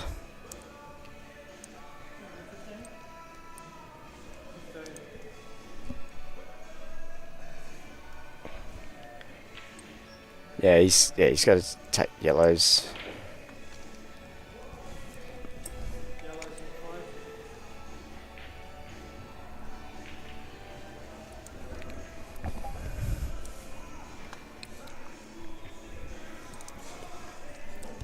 There's certain players that I would watch that you see play singles matches and tournaments that, like Phil Bell and Dave Kelliher's match, where if there was a deficit of 11-6, their mindset would override what the true result could be if they just didn't let their emotions take a hold. Phil Bell, very controlled. I would imagine he could still fight himself to get back into this match. He's got that sort of confidence in himself and temperament.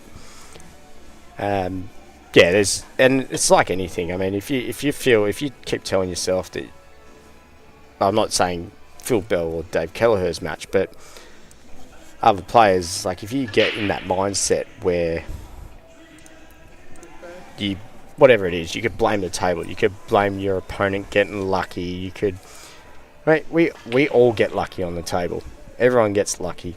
Everyone gets rolls of balls, etc. It's just an excuse to basically make yourself feel better that you lost. And realistically, at the end of the day, the only person that's lost the frame is yourself. The only person that won the frame is the person that won. And whether that's got luck involved or not, on a race of to 13, luck's going to go both ways over 25 frames. Agreed. Yeah, definitely. 100%. That's a good shot. That's a great shot. Really good shot. Nice shot, Clint. I think he's left that red though, I think.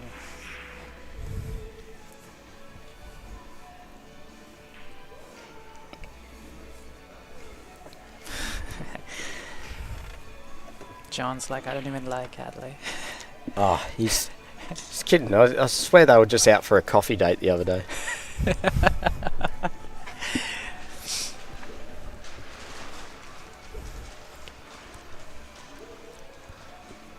Yeah, these races that Dan's putting together, and off the sort of the piggyback of like Ron just going, who wants a match, has been really good, because all these people that think they can beat someone, because like you'll play one frame pool in Super League, First Division, Second Division, Third Division. You come up against someone that you think you might be able to sort of beat, or vice versa. Like, challenge them, put it to the test. Let's go race to 13, and you'll see who the true player is. Like, it puts all that sort of concern to rest as well. Like when people, talking smack and, oh, I could beat this person, or I could beat that person. Well, let's bring it to the table. Let's see what the real result's going to be. Whether it's for $20 or $50, or you want to pay for $5,000, it's more. We don't want to hear about oh, I could beat that person. Well, bring it on. Come down. Do it.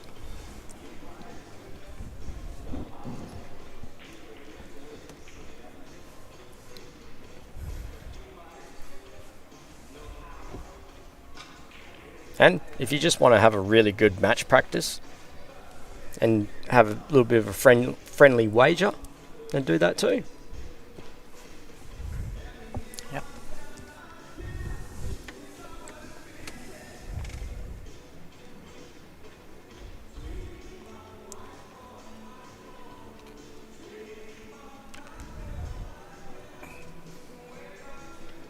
Now Rucci's on the hill there. So he's sitting on 10-8. I think it's raised to 13, right? Oh, yes. Yeah, so... Sorry. Yeah, for some weird reason I was like, yeah, my bad.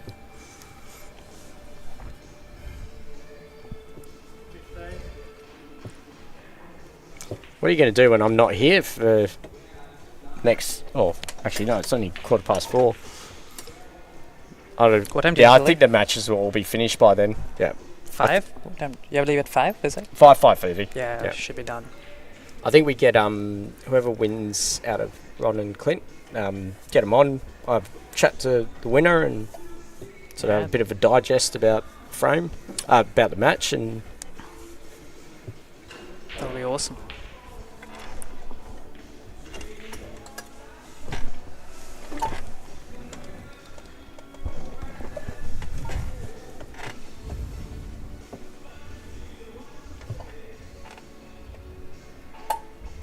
Phil's in a...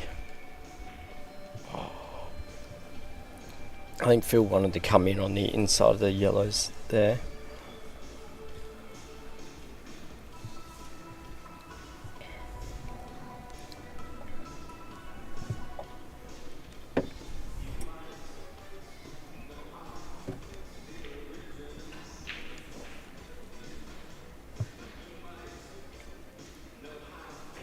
Ron's in a good spot here.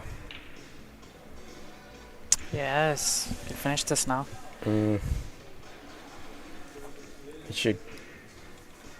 I think, 8 or 9 times out of 10 he would close this frame out from here. I think I slightly underrolled this. I don't know if... What do you mean?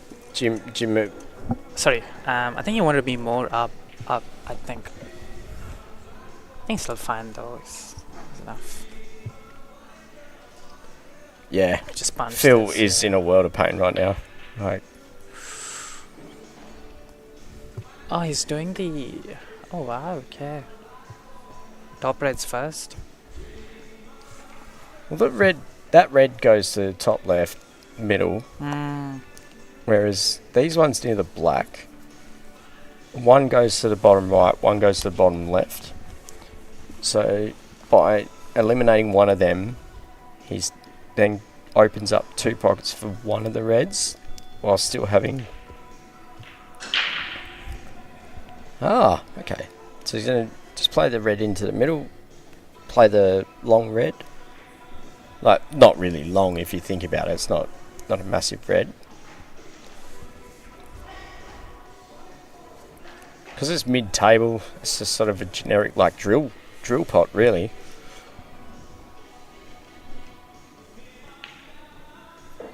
Yeah. Alright, this is it. This is it.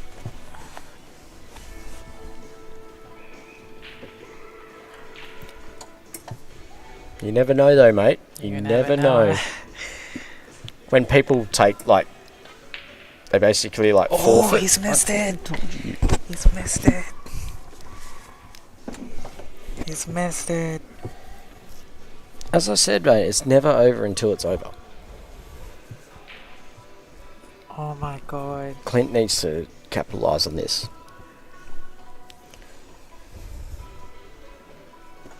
Wow. Wow. And this is what I was about to say before that shot was missed.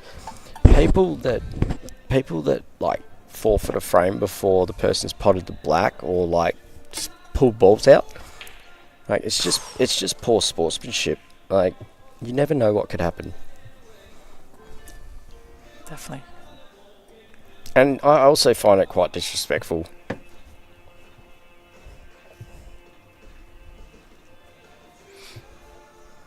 Clint's missed a pot as well, so... Yeah, but it's come off alright.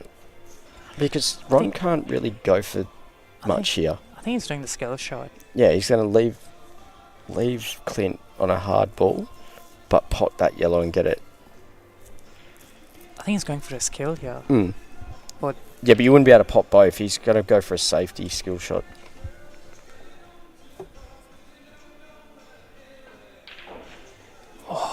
Yeah, safety.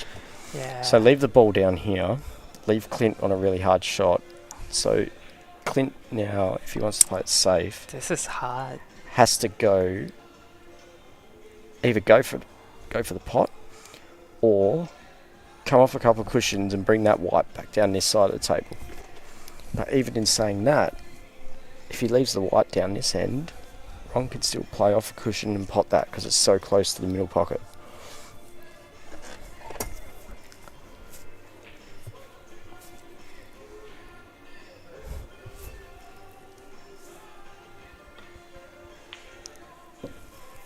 Clint's gone for it. He's played that way the whole match. Like he shouldn't veer off what his strategy is, unless it was being detrimental. It hasn't been detrimental him being that aggressive. It's 12-10. Clint's played really well. It's just sort of the bit of run of the balls has been a little bit unfortunate. Alright. Here we go again. Because man, Clint would make that pot like 8-9 times out of 10. And he backs himself. good. I love his confidence in his own ability. Me or you playing that shot, we got to go percentage wise. Yeah, These exactly. guys are state team players, Yeah, etc. They know their ability better. Like is a lot higher than what ours is. Well played, Ron. Well played, yeah. And well played, Clint. Damn, that was just... I don't know. Do we want to see if Ron's willing for a chat? Or Yeah, if you want to do it, that'd be awesome. Oh, you want me to go down there and get him? No, I'll get him. You can do you want to do the see if he interview? wants to do it. Yeah.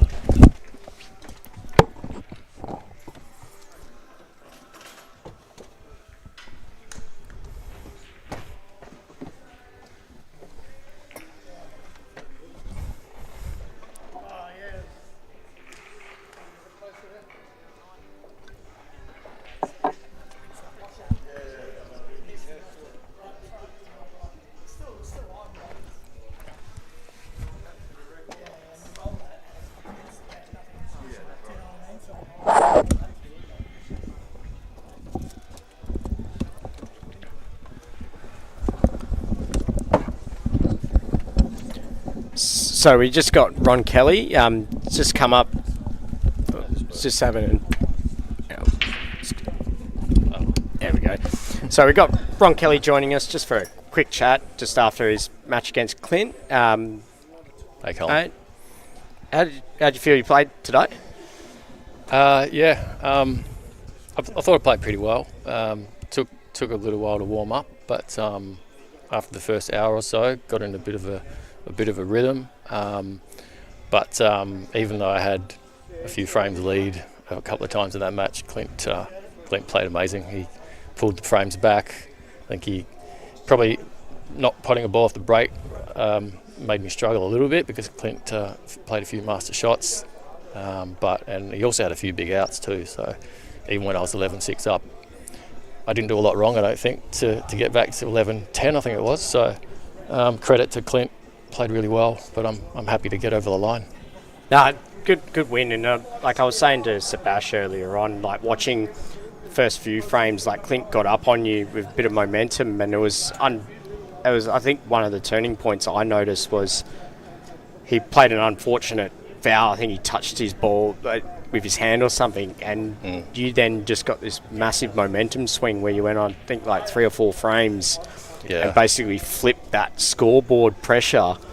And that sort of, to me, was a little bit of the turning for you. And then Clint was playing catch up, and you just always kept that distance with a couple of frames. I think that was to go 4-1 up, wasn't it? Yeah. So, then it ended up going back to 3-all, and then I got the lead. So, it was those little things can be pivotal. And you need a bit of luck sometimes, you know. But great, like, from all ends, like, great potting from Clint, like, some massive outs, like, even I found some really cool strategic battles in that match as well that it was good to digest. It wasn't just like master break, master visit, master break, master visit. Like, there was a couple of really good tactical battles there as well. Those frames are good to chuck in there. I still struggle a little bit with the tactics. Like, I'm not really sure of the best strategy sometimes, but I sort of just watch and try to pick up shots. But I'm still fairly raw with these rules, but I like them. Yeah, they're good. It's a very, very aggressive game I've found with them. It's one of the reasons I came back. I wasn't the biggest fan of world rules, but I definitely like these international rules. But, mate, well done.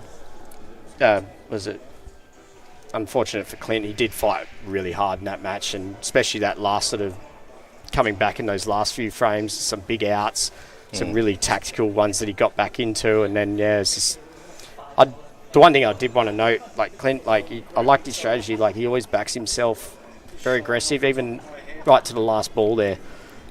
I mean, if Clint was up 12-10, he probably pots that 9 times out of 10. But on the receiving end, I still think he pots that like maybe 8-9 times out of 10. That ball he went for. I thought he played really well. He's fairly creative with his shots. He finds a way usually. I thought he moved the white ball around pretty well today. Gave himself the best chance in a lot of those frames, and there was, as you said, there were some big outs there. Kept him in it, kept me under pressure, which is what I want, really. Yeah. You know, that's why I'm trying to play these matches. You instigated all of this. Yeah, that's exactly what I want. So, just happy to get over the line, but happy for the match fitness to get the match practice in, and on to the next one. Awesome, mate. Thank you so much for coming and having a chat. It was open to if you wanted to or not, but much appreciated. Thanks for commentating. I think I'm playing the next one, so can't commentate. Everyone gets a break from my voice. Awesome. Thanks, Colin. Thank you very much, guys. I think I'm going to keep commentating with Phil and Dave, but thanks, Ron, for coming on, mate. Much appreciated.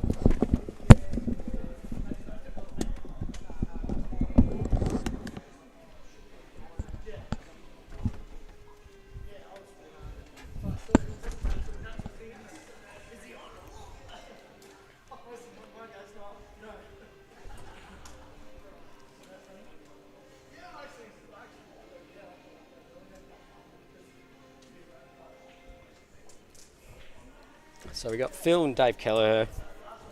Dave's made it up to 12-6. Once again, thanks, Ron, for coming on and having a bit of a chin wag. Always a pleasure.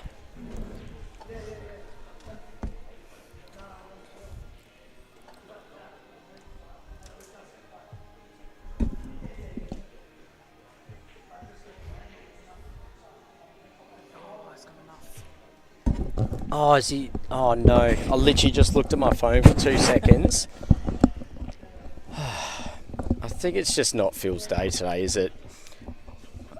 Maybe next time Phil plays, we'll put him on table 7 where he feels at home. It's like an away table, you know. Like, it's just probably not his day today, and Dave just keeps applying pressure. And when you got an aggressive player like Dave, who just keeps putting pressure on you with pots consistently, it will always sort of really make you not saying doubt yourself, but it just doesn't help your confidence. Because a player like Dave will just keep potting, keep going for things, and This is all on, right? I think what do you think? He's going to keep that at last? The red to the rightmost rail, to the red to the right rail bottom. Yep. So me personally, I'd go one to the right in the middle, then one of the ones on the left bottom. So probably the bottom red now. But at the same time, you could also just go to the one on the right. Yeah, there's so many options. You're just in such a commanding position to win this match now. Exactly. Because the black is, And he's super confident. He's up 12-6. This is match-winning thing. There's no... How do you say it? There's no... great shot. Yeah, like, see... That's a great landed shot. Perfect. He's got all the confidence, cueing well. Great shot. There's no tension in his cueing. He's on form. Perfect. And Dave Kelliher takes this one against Phillip Bell. He's on a roll. He's just... Do you reckon maybe, Sebas, I go grab one of them and you can do a little quick interview with Dave Kelliher?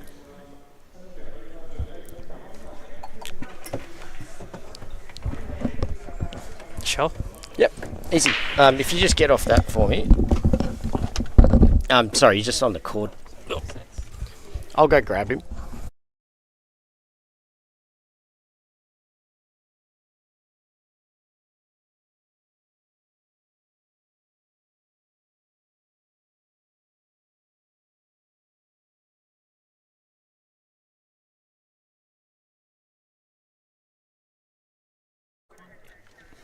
So Sebas is just going to go down and see if Dave's willing to come up and have a little bit of a quick chat, similar to Ron.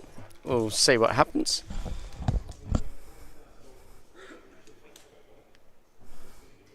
Just give them 2-3 minutes and chat. It looks like the boys just have a bit of a digest about the frame and how they play, and they're very good.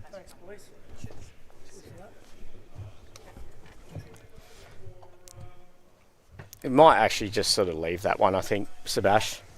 Yeah, I reckon we might just sort of maybe just end it off now then, I reckon. Okay. Yeah. But I'd like to thank everyone sort of for tuning in, and any feedback, once again, please comment, let us know, and we'll work on anything to sort of make it better for you as well. I just want to give a bit more of basically something than just watching dead noise and people playing on the table. But Sebas, thank you so much once again. All your IT, really good stuff that you do. Thanks, Cal, and thank you for coming, man. You've been, you've kind of said always there, and you have always been there. I love you helping out, so thank you so much for all your help. No worries. Thank you very much, everyone. Thanks, everyone. Good chat.